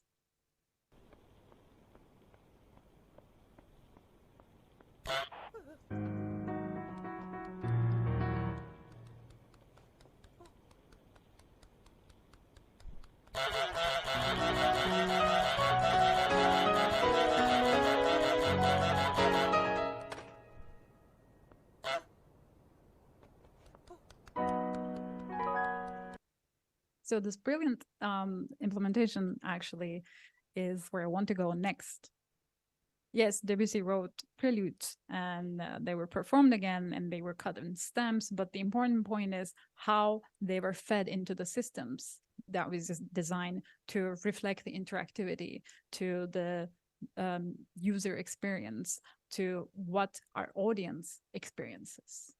So that is the most important advantage that we have as game audio people, not just composers, not just sound designers, but all of us as game audio designers, game audio creatives. We have this advantage that we can touch and manipulate the audience experience during their experience by setting up systems and structures in advance that are modular, responsive, and adaptable. So we can not only take a note from the history and use many, many concepts that we come across or we study, but we should also be thinking about how we can enhance these and use it on our work. So in my own words, to depict not only the thing, but also the effect it produces should be important to us. Because we are not Stefan Mallarmé who's living a poet's life. We are making games that reach out and connect with a lot of people who live today, who experienced the last century of media, whether it's movies or video games or everything else. And they have cultural or otherwise associations and connotations. So when we create even the most basic footstep implementation, we cannot hope to just use a slinky sound effect and make it work. We still need our footsteps to sound like footsteps, and the material that it connects with, and the heel or toe or whatever else kind of movement we are doing. But that shouldn't be the only thing we are depicting. These footsteps can be tied to a mood the character has, a storyline that the character is going through, that a plot twist that just happened. Maybe our character is sad, so they are now walking slower. And we need to be able to make systems that are adaptive enough that we can actually create this interactivity. And I believe we have the tools for that right now. So we should take advantage of this. In the rest of my presentation, I will be talking about collaboration a lot because we are playing a team sport. No game audio person stands on, just by themselves. So it is very important to know how we can communicate and talk with other people in other creative branches that we are collaborating with. So I'm going to start with the narrative and writing, and then go on to the other branches. So first of all, what we can use, what we can leverage, always talk with your writers, always, always, always. So this one thing that I'm going to emphasize throughout this talk, and whoever makes the mistake of coming to me for advice, please be proactive. As audio people, we know better than most other people when we are needed, when we should be integrated into the rest of the game development process. Because most often than not, and I also put the blame on us for that, we are more aware of the dangers of living the audio as an afterthought, as a we can do it later. We don't need it right now. You usually will know when to step in. Trust yourself, but to know that knowledge, you have to be in sync with the rest of your team. You have to keep in touch. You have to be proactive, because maybe a few writers, but not the majority of writers are one day just going to, write a new character or someone else and come to you and be like, hey, do you want to chat about how we can give a musical identity or like an oral footprint to this character? So you have to be proactive. You have to ask if you are not sure about something that you just read, if you're not sure that what you just read should be presented on the screen or as an audio cue, etc. Always ask questions, always be proactive, always try to keep up to date with what your team is working on as an audio person, even if they say, now, we're not working on anything that you would be interested right now, because you know better. we know better. Trust yourself. Trust your skill. So a short list of keywords to pay attention to during a first read, aka spotting, which is of course not my term, a term I borrowed from film music and film sound design. One thing is numbers, very basic. If there are any numbers that are prominent in the script that you're reading, or in the, few like a narrative beats that you're reading, you can map them.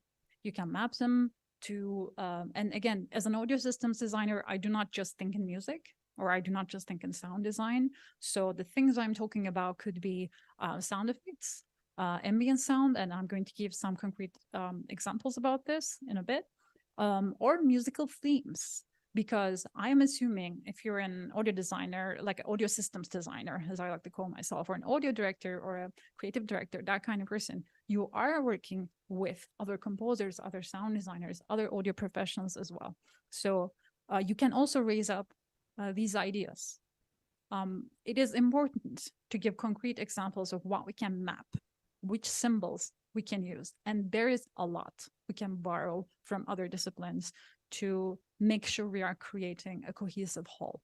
So the numbers, you can always create musical themes that have a certain amount of measure that reflect those numbers, or you can have a set tempo, or you can use these numbers or pitch or interval information. If there's a save which has a password like 357, you can use this as interval information for maybe that is the sound the save makes, maybe that is the sound the notification of a message that is coming to you about the save makes.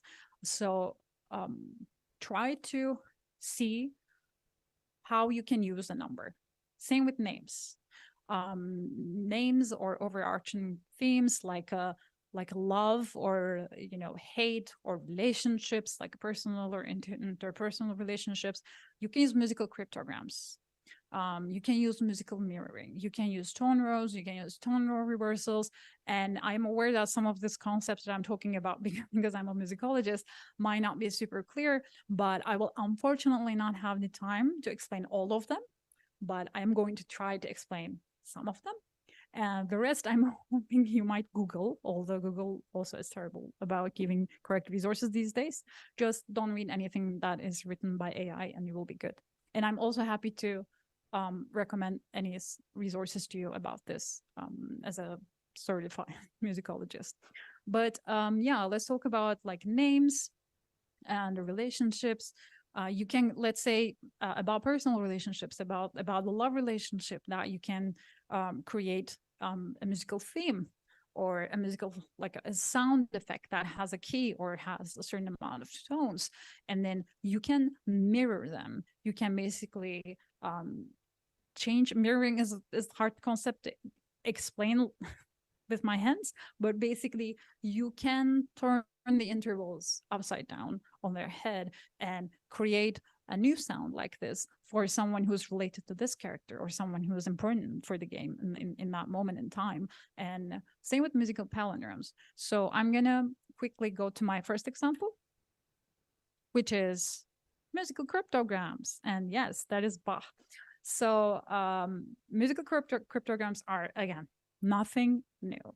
Basically, Johann Sebastian Bach and my other example here, Dmitri Shostakovich, are known to use the note names, either the solmization, what is called a solmization, or letters, to ingrain their own names, to put their own names as small ciphers almost into their musical works. Of course, some of the most important pieces of music in history are good examples of this. Same with many other composers. So how we can use this? I made one small example, which I am hoping to be able to show in Unreal Engine. So let's say we have a game and we have a character named Andras. Again, all of this, no offense is ever intended during this whole presentation. These are all made up things. And this Andras is maybe a bad guy or some prominent character that we have in the game. And we would like to foreshadow his entrance to the scene, his entrance to the game, or maybe he has some other kind of importance. So we can check if we can use this as a cryptogram. And we can see that we can use the A, and then D, and then E flat is actually that S in German notation, which is also what Shostakovich and Bach used. So, and the numbers under them are the MIDI note informations in case you want to use an oscillator to generate some kind of noise. You can actually map those MIDI notes to note information, speaking about Unreal Engine here. But I did something slightly different, which I am hoping to share right now, and hope the new screen share will go without any problems. So we are in Unreal Engine, and I cannot check the chat right now, but I'm just going to hope that the audio will be just fine. So, and of course, you can let me know. I'm hoping if the audio doesn't work. So, right now, what we are seeing is a church bell patch in Unreal Engine 5. And all of my examples today, I was hoping to do my examples in various engines even, because I am known to suffer greatly from scope creep, but I ended up just doing all of them in Unreal Engine because I was just using it and it was too easy not to do that. So this is a meta sound, and again, I'm gonna explain everything as much as possible. This is a meta sound that has a church bell sample in it. That has one single church bell in it. Let's try to hear this. Cool. So what we can do with this is, and this is the finished version of the system, of course. I hope, I wish that I could just live code it for you, but I don't trust technology that much. So what happens here is we have this single church bell, which is tuned like which the pitch is E, as you can see on the file name. So we said we have the letters A and D, the notes A, D, and E flat.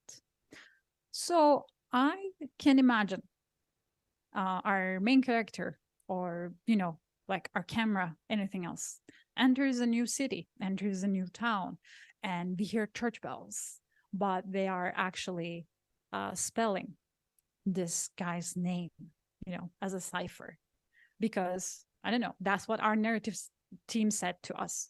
That's what the script we just read says. We hear the script says there's a church, there's a bad guy, and you think, I can actually make these church bells sound like the guy's name. Now, again, this is important. Not everything we are doing has to be immediately transparent, has to be immediately known or acknowledged, or basically perceived by the audience. It is okay to build things in time. It is okay to put cues or little like Easter eggs like this. People usually will figure it out in time. And you should never, in my opinion, you should never try to do something smart just to show you're smart. But also, it is important to tie different elements of our game together, because this will enable you to become a better collaborator. This will enable you to show, for example, the screenwriters, the narrative writers you're working with are gonna have their minds blown if you tell them, oh, you know what? I can actually make a cryptogram out of that, and we can use it again afterwards. And so now we have a church bell and we have this system. So also to quickly show the patch I built on play, when we press on play, or when you from the blueprints send on play, we have a trigger repeat. which right now repeats with a period of 2 seconds. And we have a counter. I'm going to explain why in a second. And we're just going to an envelope, an ADSR envelope. I'm hoping this is big enough on the screen, which is my pet peeve on these type of streams. And from the envelope, we are also triggering our wave player, which has the single church bell. And we are also multiplying these audio signals, the ADSR signal, the ADSR envelope out and the mono output, and sending it to a mixer. Now what is happening on the side is a pitch shift. So again, Unreal Engine luckily gives us some cues. The pitch shift is to use for wave acid and semitones. This is important information. So we have an E. We said we're gonna have an A, a D, and an E flat. So what we can do is we can have a bell that rings 3 times, which is why we need to counter. We need to count until 3 when we press play. And from that 3, we can basically subtract 1, which is because one of the worst parts in programming is all arrays start from the 0th index. So you have to start from the index 0, which means you will pick the index 0 value for your array. So right now, yes, all 3 of them are 0 because this is our neutral bell to demonstrate what it sounds like when we don't make any adjustments to the pitch. And then we send this float value from this array that we just picked to a trigger route, because in here, we can actually choose on runtime during the game itself even what the bell means. So if it's 0, it's neutral. If it's 1, it is a cryptogram of the name. And 2, I just did this for the fun of it. Honestly, it's not like, it's just random pitches to just showcase. And again, it just takes random values from the array. And then we send this pitch value to the pitch shift. So now, hoping nobody will go deaf, everybody protect your ears. Yeah, this is our bell going neutral.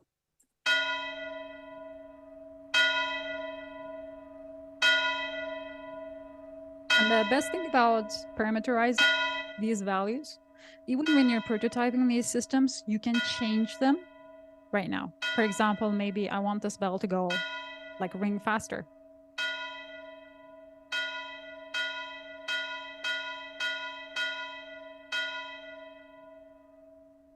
Or slower.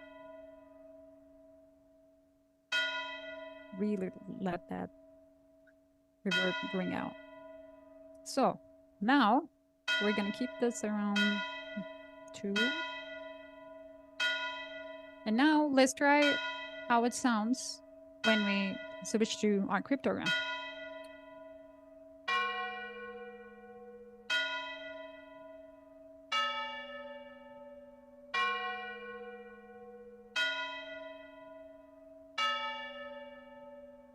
Nothing mind-blowing, but good for prototyping. So you can see the first value is -5 semitones. So basically it is doing an E to A. The second is 0, which is an E, what we need, because I'm doing not A, D, E flat, I'm doing A, E, D. Again, these are all, another thing I have to emphasize all the time, these are all arbitrary things. Video games are made up. All these values are also made up. So if something doesn't sound right, if something doesn't sound in key with the rest of your environment, also please tune it. Like, you don't have to insist on one value if it doesn't work. And the last one is -2, which is D. And we can also check out the random one just for funsies. Guess I said funsies. And this is a random.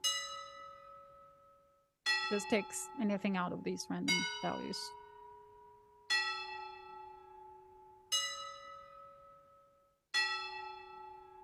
So we are very happy. We just showed the rest of the team. We are very smart. We just did all of these things. But we are working in video games. So the next day, our writing team comes to us and they're like, you know what? We are scrapping that church tower and everything else there because it's going to cost us a lot of time and a lot of work. And, we're just not doing that. The church is gone. And you're like, well, at least thank you for telling it to me as an audio person. So, but this is where designing adaptable and modular audio systems comes handy. Because what we can do now instead of this church bell, we can just drag and drop a sample. And all of a sudden,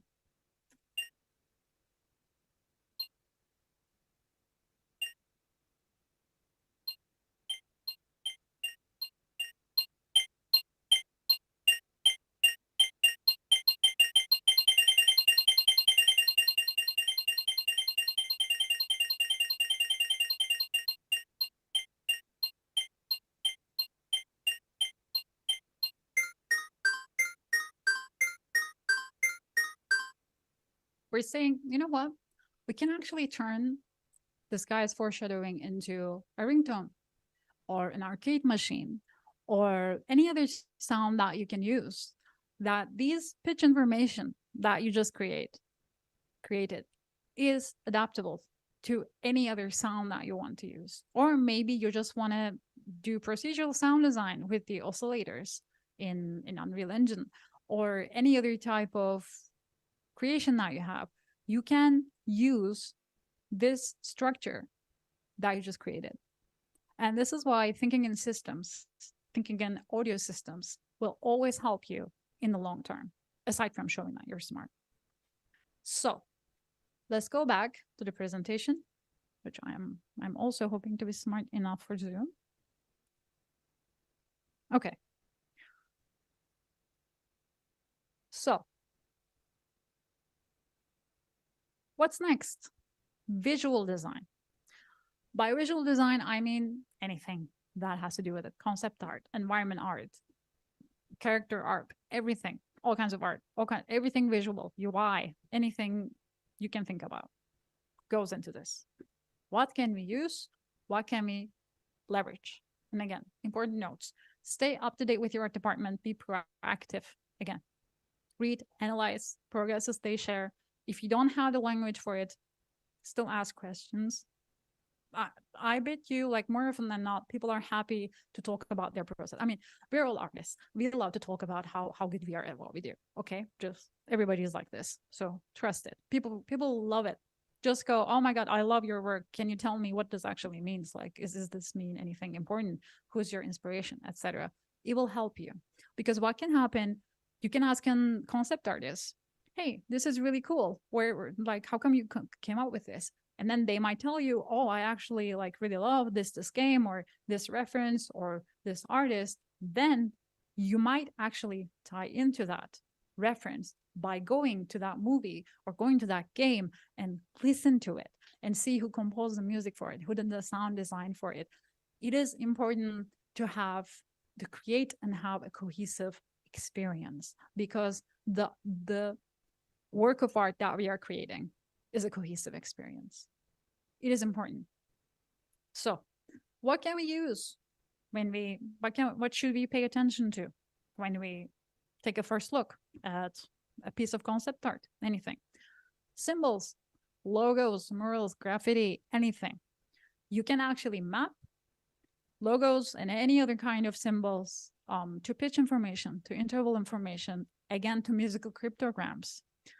Any type of items or tools, if they have any similarity temporally, or if they have, like, for example, there might be differences in a level of detail based on your character's point of view, or maybe the audience has a different point of view. So the colors, structural information. And by that, I mean, if there's a building that has a certain type of structure that does not lie within the norms, it is different. You can try to map the height of this building, the different geometric shapes in it, etc., to musical cues or sound effect, maybe an envelope, anything, a wavetable, even. Again, mirroring. So let's say on your next game dev project, your environment art lead is Hieronymus Bosch, as it happens. And here he is in his very important work, An Angel Leading a Soul into Hell, otherwise known as every game audio tutorial that promises you to get you into the game audio industry. So I'm not bitter. I'm sure you're not as well. So we take a look at this piece of art and we see there is a lot of reds, a lot of oranges, a lot of golds, aside from the theme. Let's just leave the theme for a second. Theme is easy. Yes, there's a hell, there's Satan, we're seeing it. Oh, I've just been let know that I'm running out of time. Okay, well, I'm not even halfway through my presentation, so too bad for you. But yeah, in here, I'm talking, what this says, chromesthesia, is a type of synesthesia, which is, as some of you might know, is basically when one sense affects another sense's reception of that sensory input. So in chromesthesia's case, it is seeing colors when you hear a sound, or vice versa. So what we can do is, if we have this very red environment, we can actually try to see if we can create a map of the color red in our tonal structure. And this doesn't just have to be, the key of my new level music. This can also be, we can pitch and we can tune our environment sounds, our ambience, our mood. Everything has a key. Like even the most complex sounds has a tonal quality, a timbral quality into it, aside from pure sine waves, etc., who are also, again, will have pitch information in it. It is important to be attuned to how things sound. So, meet your fighters. The Russian composer Alexander Scriabin and the French composer Olivier Messiaen are two people that I picked for this that had chromesthesia-related, synesthesia-related charts they did for their own work.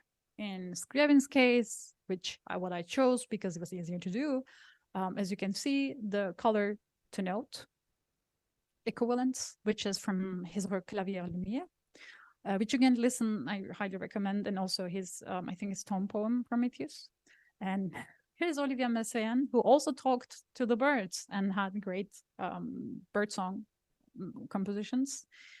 And here is his modes of inversion, which mapped colors to whole modes, like the second mode here, for example, is golden brown. I went with Alexander Scriabin, which said the red, the intense red that we are seeing, should be in the note C. So without wasting more time, I'm also going to show that example, because after then I think they're going to cut me off. So let's go back to Unreal. And I'm just going to hope and pray that we're already switched to Unreal. And in Unreal Engine 5, we have this structure right now, which is an hell sound ambience. Like, I don't need, we'd never call it sound ambience, I'm sorry. I'm babbling because we're running out of time.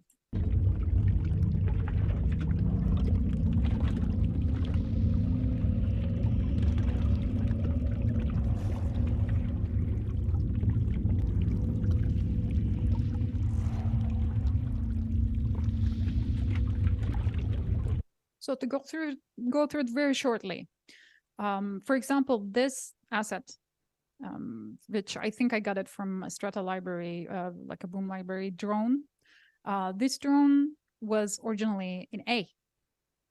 which is now being pitch shifted 2 notes up to not 2 notes, 2 semitones up.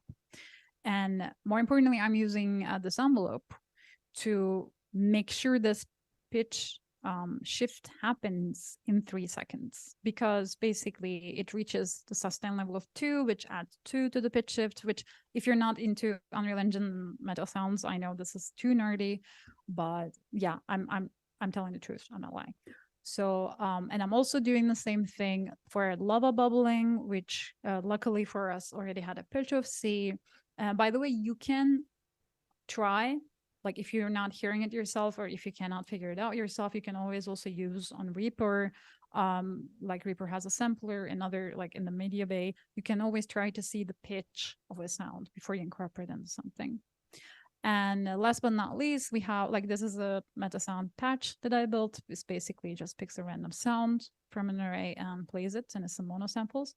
So these are all swords because we had swords on our reference image that are in F. So, and I'm pitch shifting this 4 semitones down, and also has a bicrop filter because meta sounds is that cool. So let's listen to it again, and this time only listen to pitch shift that is happening in time in the drone.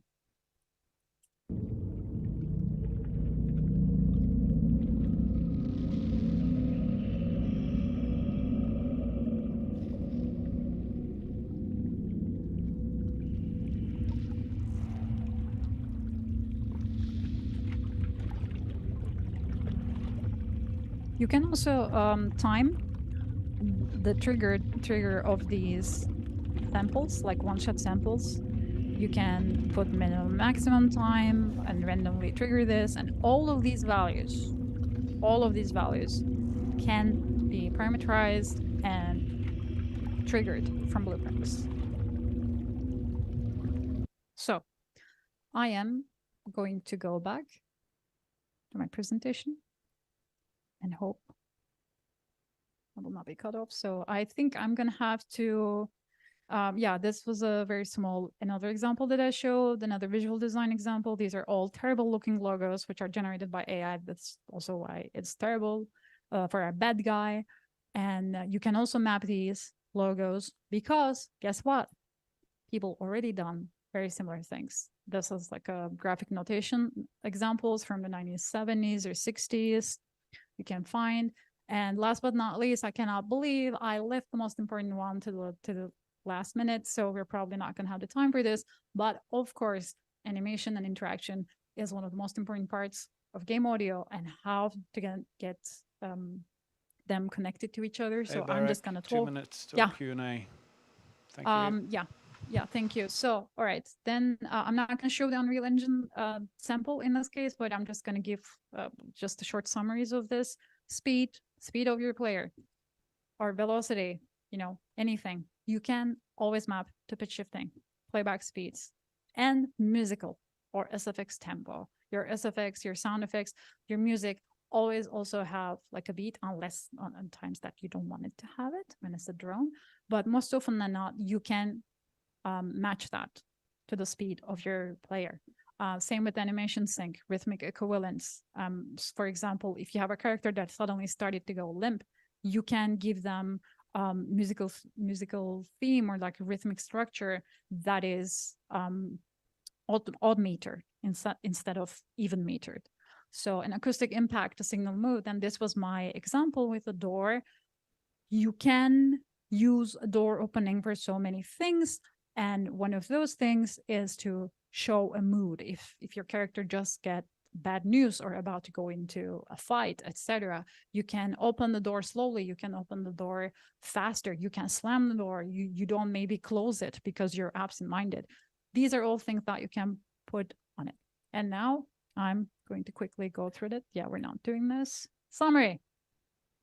We don't want to overwhelm our audience by signaling, encoding every single thing. Most important thing, you should not be go through the list that I just talked about and try to encode every single thing that you see.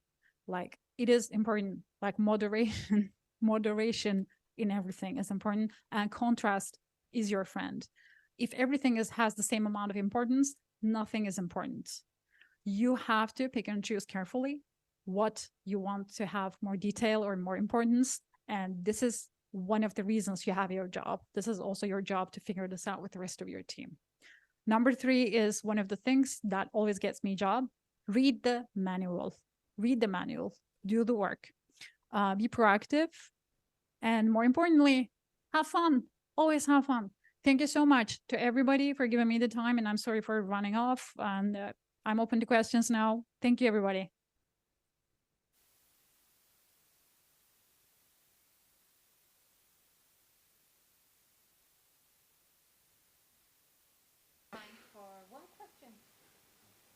Questions?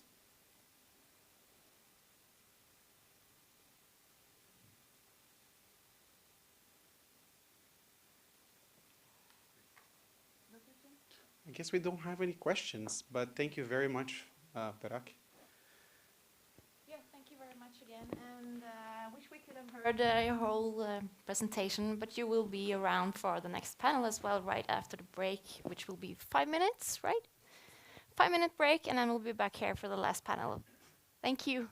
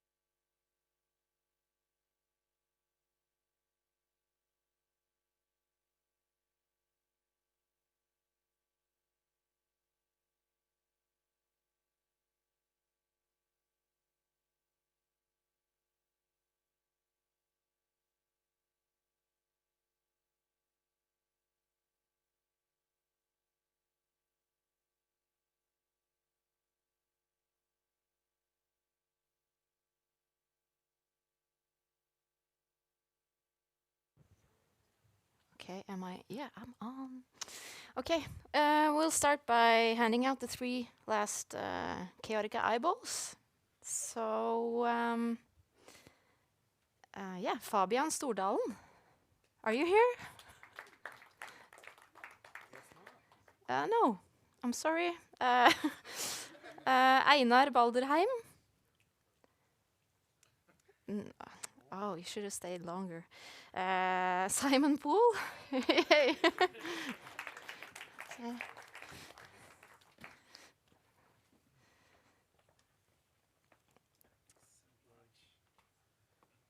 And Oda Tilseth.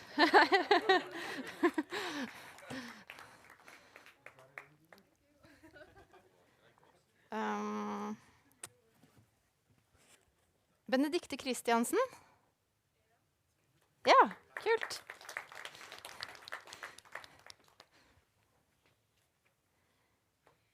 Yeah, that was all the eyeballs. And now we've actually come to our last post on the program, which is this beautiful panel with Barack Neil Boya, Toby Feil, and M. Halberstadt, moderated by Oda Tilseth from Knock Knock Audio. And the panel's name is Worldly Echoes, Transforming Inspiration into Game Sound. Yeah.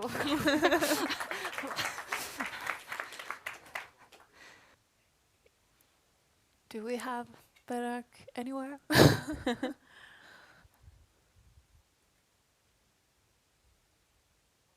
feel like we should wait until we have all our participants here. But yeah, I'm looking forward to this. It's the first time I'm moderating a panel, so they're usually very fun. How's it going with the...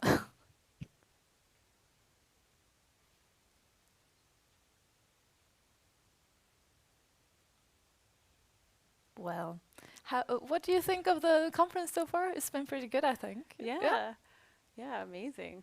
I feel very, very lucky to be here. And I've definitely been like really inspired this whole 2 days. Like so many ideas have come from this. We were talking about this before. I haven't gotten a chance to go to a conference since, like 4 years or however long it's been. And I've kind of forgotten how amazing it feels to get inspiration from like real people right in front of you. So yeah, it's really great and really thankful. Yeah. Are you? I'm super happy about being here. It's kind of like it's our first encounter with game people, and we're just kind of overwhelmed by how sweet everyone is and how inviting everyone is. And the music industry can be a bit like elbows out, and well, that could be the case here too, but we haven't felt any of it. So yeah, we're super happy to be here. Well, we hope to see you around. Yeah. With the events and stuff that we have. Oh, that'd be great. Yay. Welcome, you made it. Do we have you with the audio and everything? Yes, it should be good. Okay. This is cool. Okay, Yeah, great. Okay, well, we can start then. So yeah, this is a panel about systems and everything good about systems, really. So as frustrating as it can be sometimes with setting up systems, because it can be tedious, as everyone's seen from blueprints and everything. Sometimes they don't work the way that you want. It can take a really long time, but also it's really satisfying when they finally work the way that you want. So I was wondering if all of you, if you had some examples of situations where making a sound feel right was particularly difficult due to the interactive aspects that you had to keep in mind. I mean, all the time.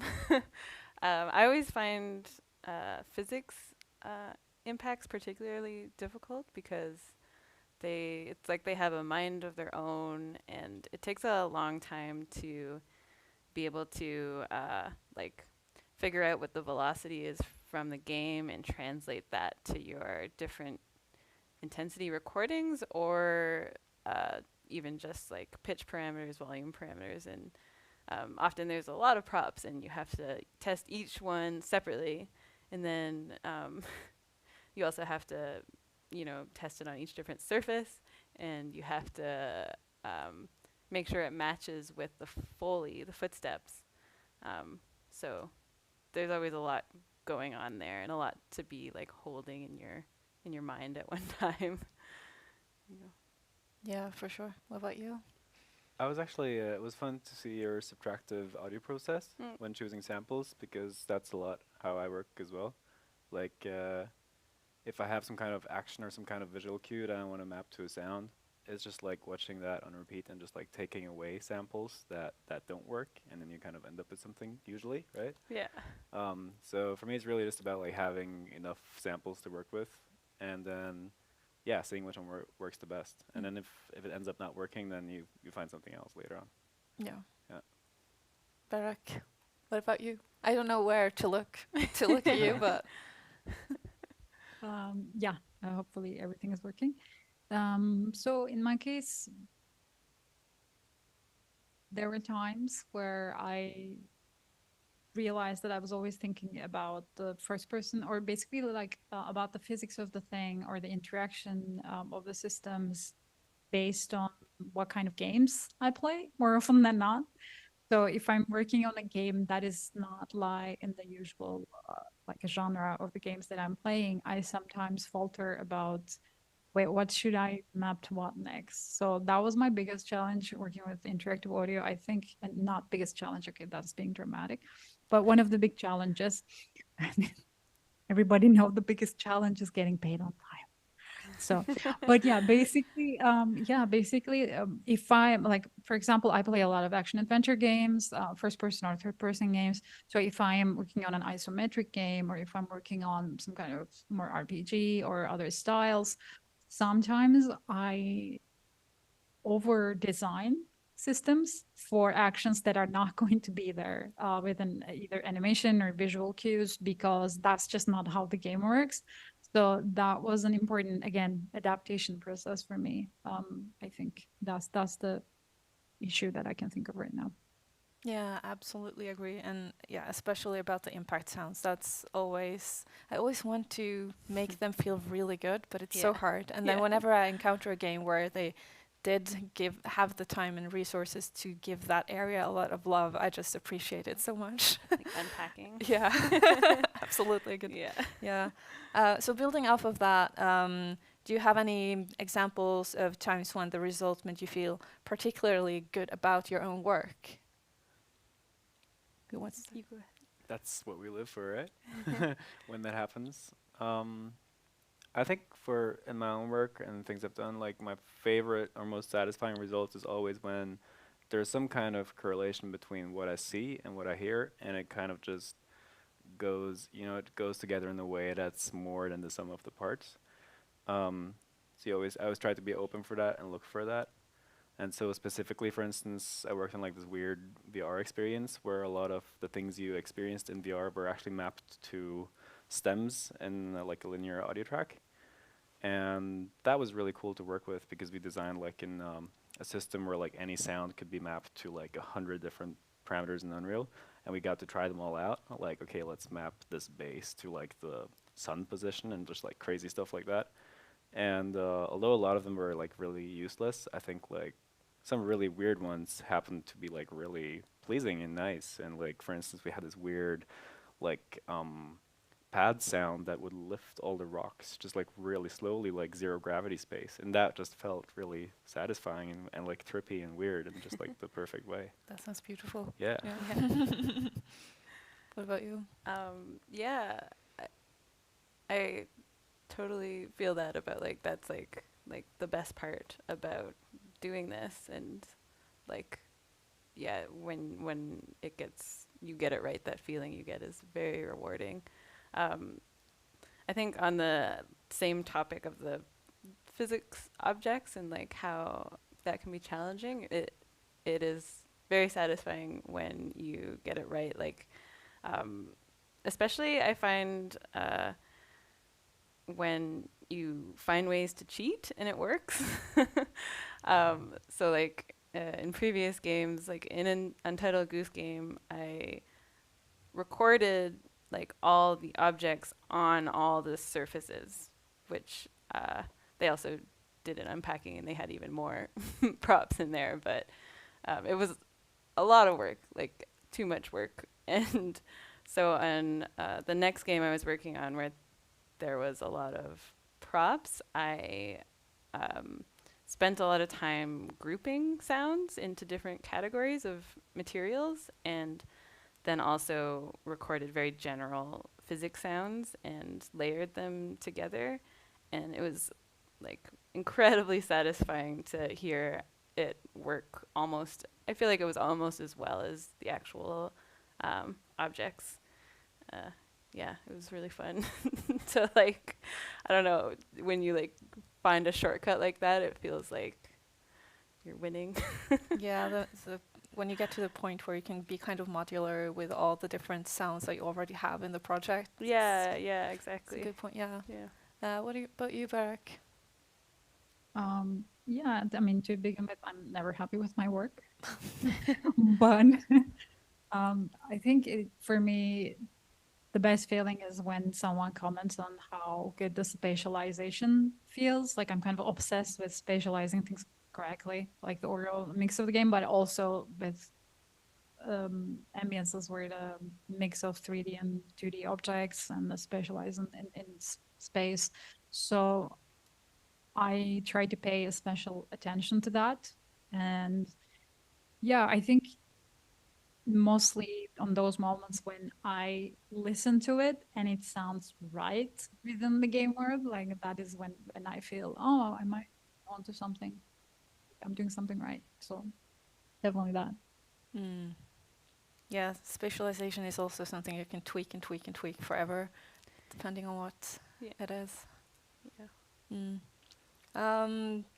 Do you have any examples of when you realized all the effort you put into something that you were tweaking just was not worth it in the end? So I don't know if I would say it wasn't worth it because it sounded good, but like having come up with this cheat that worked I'm probably never gonna do that again, like record on each different surface unless it's like really required of the game.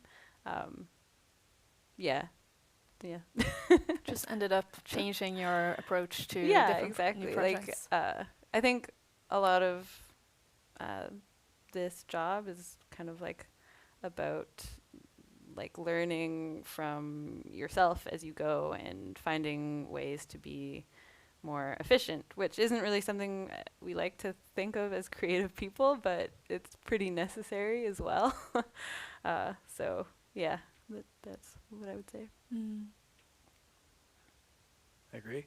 I remember when I started working with audio, I had this philosophy of like if I was working on some kind of soundscape or a song or whatever, I would kind of just like keep every audio file in my project. I ended up having like 200 tracks because I was like, oh, I might use this later, or I might use this at some point. And so I think actually learning to scrap and learning to just get rid of stuff is like it can actually be like a super freeing and positively charged process. So if something doesn't work and you realize it doesn't work and you realize why, I think you win. I try to see it that way, even though it's frustrating. That's the best. I feel like that's something I've learned a lot as well, and I sometimes feel like I'm like ruthless now. Like I just don't even think about it. It feels a lot faster to just like not try so hard to get this sound to work that's not working. Just start with a different sound. Yeah. Barak? Yeah, in my case, I mean, I grew up in an environment where there was constant feedback about my work, about my performance as a creator, and which was often negative than not. So I learned pretty early to not be precious about my work, which can also sometimes be a disadvantage because there were a lot of times where people told me, "Oh no, why did you, like keep that? Why did you just like destroy that or not doing that idea more?" And I feel the same, like, because I don't have the sunk cost fallacy thing. So I'm actually, like Em said, I think a bit ruthless almost about my work, where after a certain amount of time, if I feel like it's not working, I'm like, okay, fine, just restart, just redo it. It's better. And sometimes you actually need to start fresh to not hate what you're doing, because it's also possible to work on something for such a long time that it becomes a burden almost. So it is important to scrap when you don't feel like you're getting it, I think. It's interesting though, because I don't know if I would know how to describe like when I know when to scrap it, you know, like, because I think it was in the panel yesterday, they were talking about how like sometimes you just don't like what you're doing, but like you push through it until like you just kind of trust yourself that it's going to get there. And yeah, like at one point you have to make a decision about starting over or like continuing on. I guess it's just intuitive. I don't know. Do you know? Yeah, no, I don't have the answer to that either. Yeah. But I think always if you kind of before you set out, you have like some kind of very strong vision, or like you can kind of have like some kind of feeling, or like I don't know, like emotional kind of association with where you want to go, and you kind of manage to get close to that, or even if it doesn't work, you can still kind of see the possibility of reaching that place. I don't think I would give up, you know, until you kind of reach that place, and if you end up like going somewhere completely different that doesn't work out with that vision, then you can start from the top. It's like a little spark.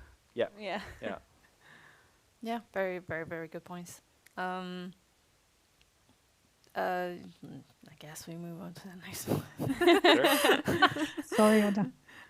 So, as we've kind of touched upon already, the real world is pretty messy, like with collision sounds, which is kind of impossible because everything is messy, it's unpredictable, and our brains are really good at filtering out what's important to us in the moment. As you talked about with the waterfall, that eventually, even though it was annoying still, it was kind of filtered out. You got used to it. Yeah, exactly. So I was wondering, as audio designers, when we design our systems, are there anything that you, from your own experiences, kind of keep going back to and referencing, or something to help you design the systems, and when you like go to mixing approaches and stuff like that, that you can think of? Barak, you want to start? Yeah. Yeah, I can. Of course, let's go.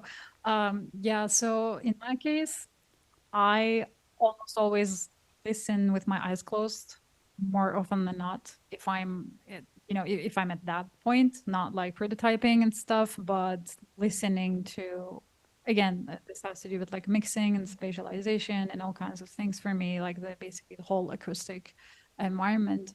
So I almost always immediately try to set up filters, like to cut out, like the low end or the high end, whatever is the noise there, that also sometimes carried on from recording something if we're not working with pure tones. And also the envelope generators, again, like envelopes are your friends. So, but after that point, I can't trust, like I don't trust myself to be as aware orally when my eyes are open, which is maybe a superstition, I don't know, but I always just, if you ever see me doing this, I'm listening to something analytically or critically, like, because otherwise maybe part of it is ADHD, I don't know, I just get distracted so easily. And I know that I'm more concentrated. So that's like that is like my rituals after setting the usual, the insider secrets of EQing and putting the envelopes in place. I just do this for hours. Yeah. I highly recommend. Game audio is super fun, everybody. You want to stay in a dark room by yourself like this for 3 hours.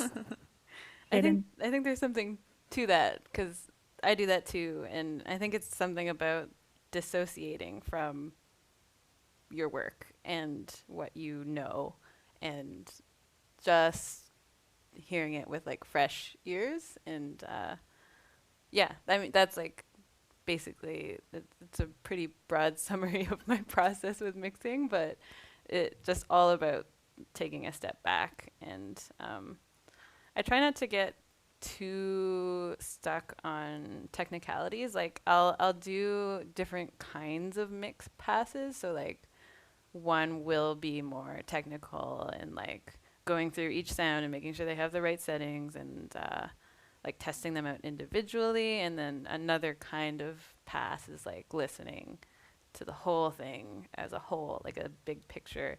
And it's always my favorite part, like about any form of art too. Like if you're doing a painting, you do all the work, getting all the colors in, and then like stepping back and like maybe like walking away from the canvas and like adding the little details is just like, that's, I feel like kind of like the magical part of creation for me. It's like all the hard work is done and now you get to just have fun. Yeah. Yeah. I used to be really opposite. I used to like super hate the mixing part. Oh yeah. Yeah. Yeah. But I think the eyes closed thing is really interesting on many levels because you get to focus and you get to kind of detach from your body and stuff. But I also think it helps. For me, very often, if I close my eyes and I listen to something, I can kind of visualize where in some kind of imaginative space I'm hearing the sounds, right? And so if you're hearing everything kind of cluttered up in the middle, you know you're doing something wrong. Yeah. And if you hear it as like vast space, or you can see it as kind of vast space in front of you, when you hear like a mix of elements, I think that's like usually a really good sign. And so I think one thing else that I really love about the mixing process now is that you learn so much about how your brain processes sound, right? Yeah. You learn that your brain puts, you know, voice at the forefront, and your brain likes to hear these like high-pitched frequencies, like wide in the stereo spectrum, to imagine like a big place or like a big kind of virtual space. And I think that part of it has made it really interesting for me now. Yeah. Like realizing how we hear, you know. Yeah. Absolutely.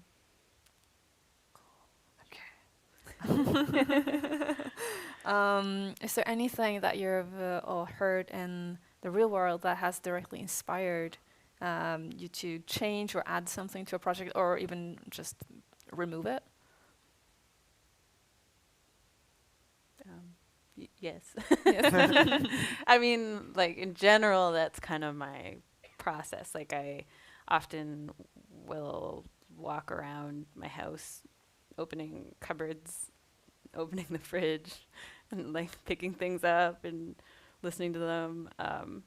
One example that kind of stands out was when I was working on Wonder Song, there was this one scene where there was these giant saws, and the character has to jump over them, and there's a lot of them. They're just like moving around in this kind of dream world. And while I was working on this, there was people right outside my house, construction people doing like sawing into the concrete.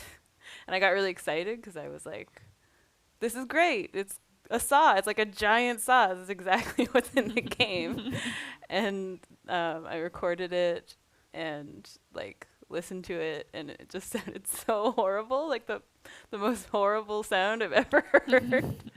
And that experience of like listening to that made me kind of go the exact opposite route. And I made the saws by like singing, just like humming and adding some effects to that, but it ended up being this like almost like relaxing saws, you know. Like they weren't the effects made them like a little bit menacing, but I pitched them to the music too, so they like played together really nicely. Yeah, sometimes the real world just sounds awful. Yeah. Yeah. Yeah, sometimes like when you think that you found the sound, it's usually not the one, right? Yeah. I enjoy silence in nature. That usually brings out the best ideas for me. So actually, it's rarely that I pick out a sound from like my surroundings. It's usually like nature, or like I play around with the synthesizer I haven't touched for a while, and then suddenly it does something like, whoa, this is great. And then, you know, but that's also the real world, right? A synthesizer is the real world? Yeah. Sure, yeah. Nature makes the best sounds. Yeah. I guess this is another one, like the sounds of frogs. They make the best sounds. I love them so much. Did you use them a lot? Yeah. Yeah.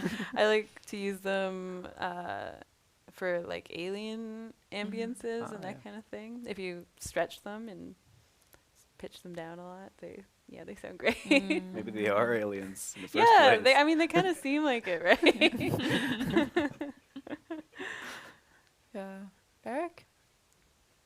Yeah, in my case, what was said in my intro was also, of course, half joke but half truth, that I love scuba diving because there is no sound for the most part there, like because I have to turn my brain off at some point, and so just hearing your own breath there is kind of very refreshing for me. That without tuning into a billion things all the time. So, but from a work like artistic work output perspective, I actually really love, and I might even say I'm obsessed with chasing after these equivalences between, for example, someone breathing in and out, and how sea waves or ocean waves go, like expand or contract, similar physical movements like the sound physics, like affecting how that sound works, and essentially how it reminds you of something else some of the time. So I sometimes try to create that equivalence on my work as well. Like one of my personal projects is actually almost fully based on that, starting from that someone breathing next to you, and which is reminding you of your childhood by the ocean kind of thing.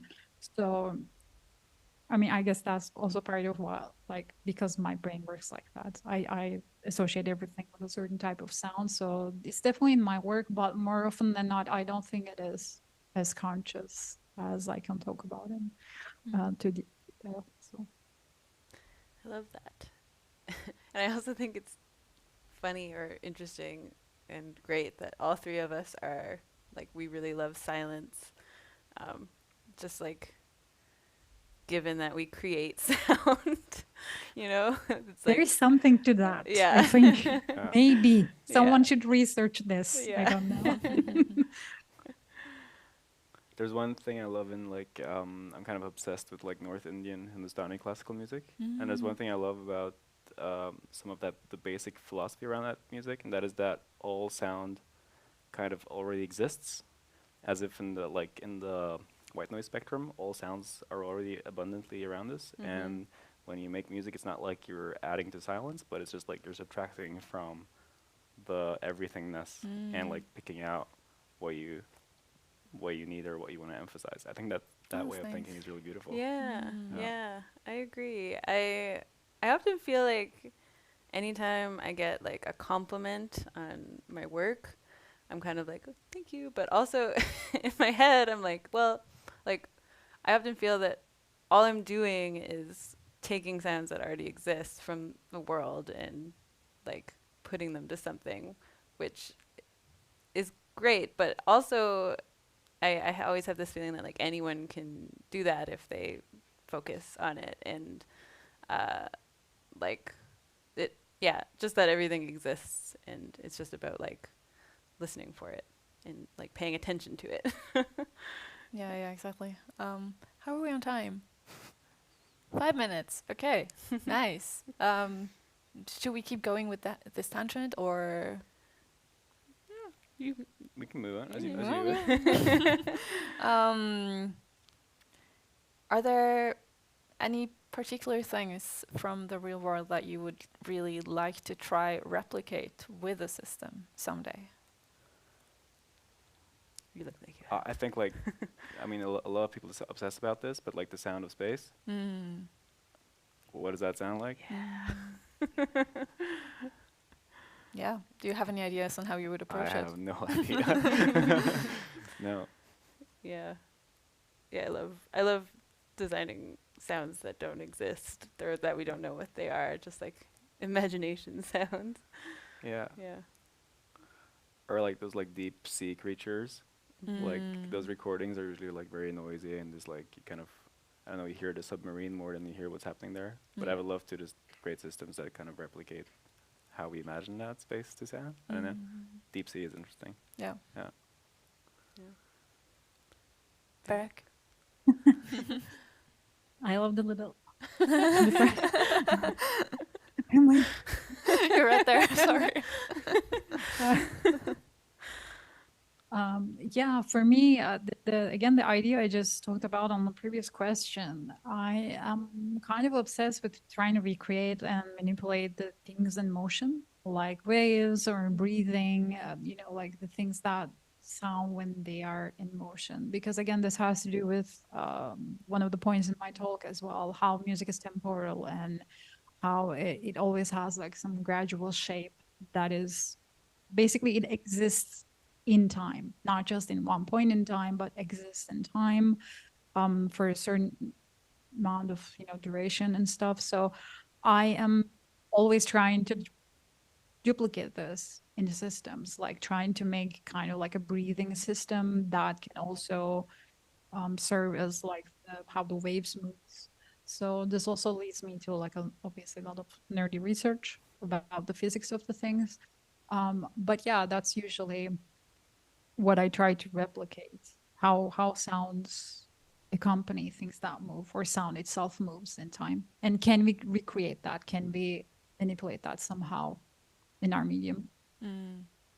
Yeah, and also just tying anything that we have made up for the game into these things that have more of a tie into the physics of the world that we are working with is also very fun, because then the whole like getting that dynamic mix and stuff in the games is usually that's a big part of the creative thing that you have with games, I think, compared to other media. So it's I agree. It's very nice to tie into one particular thing like that.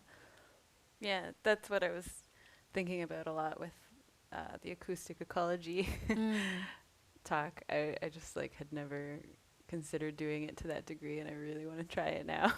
Yeah, these past 48 hours feels like a collective consciousness. Yeah. Right now. Everyone talking about the same things, but from different point of views. Amazing. Yeah, I felt like that too. And then I know I feel like I've been talking about this a lot, but something that like I hear in the real world that I would love to recreate is, like, how there's people that design the sounds for cars, like electric cars. That just seems like the coolest thing, and like it makes me think that like what if we could, all our cars could not just be whatever they've designed for them now, which is it's fine, but if it was like it could be creative, it could like make people feel nice, and like what if it wasn't just cars, what if we could do everything. Yeah, I've seen people like in their cars just replace the honk sound with other stuff, but then I feel like that's probably not very safe if everyone suddenly is just blasting their pets. Maybe not cars, but like when I, like if I'm buying, we have been having a lot of heat waves, and we had to buy a portable air conditioner, and I was doing so much research on like which one was the quietest. But like, what if they could be like, they could have cool sounds too. Yeah, one of the things that I hate so much is that everything beeps. Yeah. Can we have something else that's a bit nicer, Yeah, please?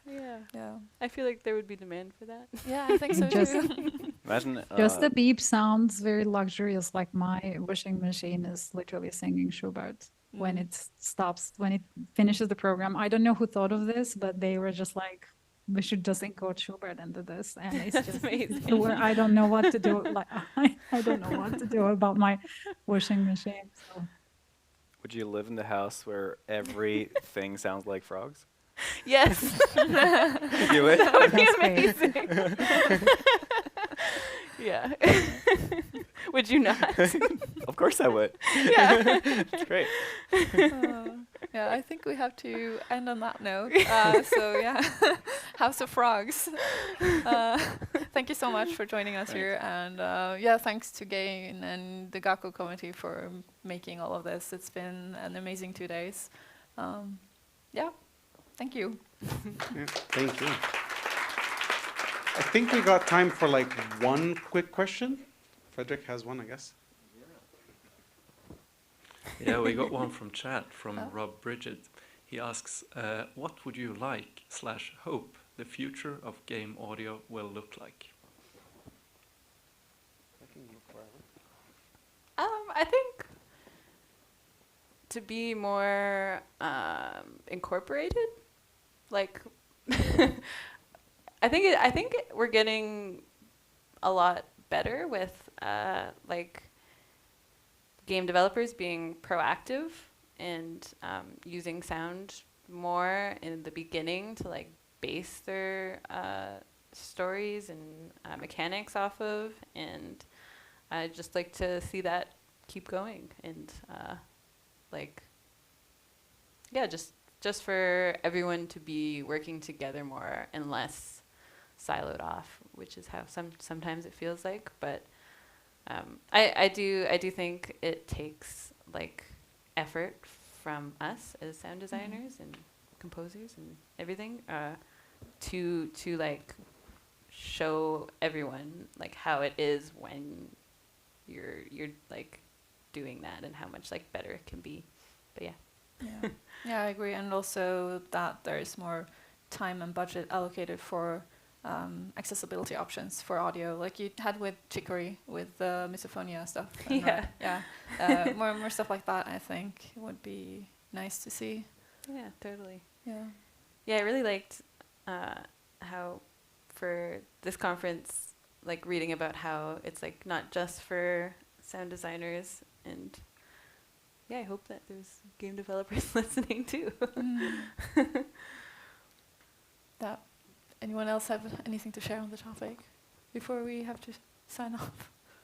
It's Friday 5, but yes, I can. First, I haven't as always.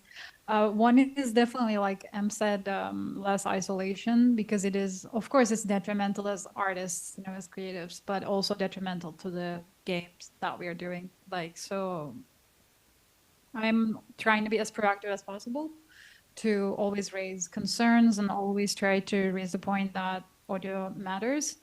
But in general, I think we need more self-awareness in the industry about where people put audio and how it's valued, because the isolation and the division of disciplines definitely detrimental to everything. And the other thing that I think about a lot for the last year, especially, is my personal beef is how music implementation is being done, how music works in video games. This whole type of that feels very ancient for me right now is the battle music, and now enemy detection music, and now winding down from that, and the suspense music. Like, I really feel like as an industry, we need to start moving away from this type of, again, it almost feels archaic to me at this point, and we don't have to be stuck in our old ways. So I invite especially all the composers and technical sound designers who work with composers to think about how you can create new ways of integrating music into games. Let's not be lazy. This is also for me too, but we have to move away from this super basic implementation methods, because we have so many more opportunities and choices right now. That's all I'm hoping for. There was one thing I thought about yesterday, which I thought was so cool, because now you have all these fantastic audio analysis tools in Unreal, for instance. And so you could probably replace a lot of animation time by just driving movement with sound in the engine. And I think there's so much potential for that. And so I would love to be in a virtual space where everything moves, like, and it's just moves and it's just mapped to like parameters, or mapped to like densities or volumes of, you know, bands and stuff like that. I think that could be so interesting to check that out more. Yeah, agree. Yeah. Yes. Yeah, we have to Thank stop you. there. Yeah. Yeah.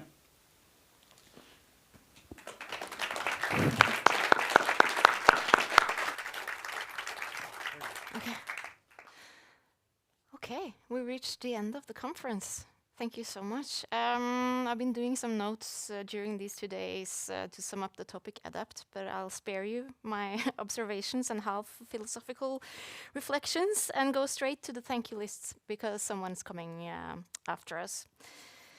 First of all, thank you to all our speakers again for coming and making these 2 days fantastic and so inspirational. Yeah, Toby, Em, and Barack, Lena Rain, Daniel Martin Nielsen, Dave Raybould, and Richard Stevens, Jose Angulo and Claudia Cox, Hans Marius Grossvold. Thank you so much. And also to our moderators. Thank you. I also have to thank our sound technician Sean Curtis, who is with us for the 3rd year, and the Cinemateke audio team. And Cinemateke as a venue, it's been really great to be here for the first time. Yeah, and the game team, the GACO team, our partners, our co-presenters, Norsk Filminstitutt, Oslo Kommune, and Viken Filmsenter. Our sponsors, Carl Flodin, Soundly, Nopa, Funcom, Keorica Eyeball, Knock Knock Audio, and Aiken Digital. And our supporters, Hyper Games, Nonida, Snowcastle Games, SSSMG, Black Cloak Productions, Nordic Scoring, Musikkforleggerne, Norsk Skuespillersenter, and Gaia Game Audio International Alliance. And yeah, thank you so much for coming and joining us. Thank you for having me. And it's Friday. I hope to see you out here and next year. Have I remembered everyone? I think so. Okay. Thank you very much. Yeah.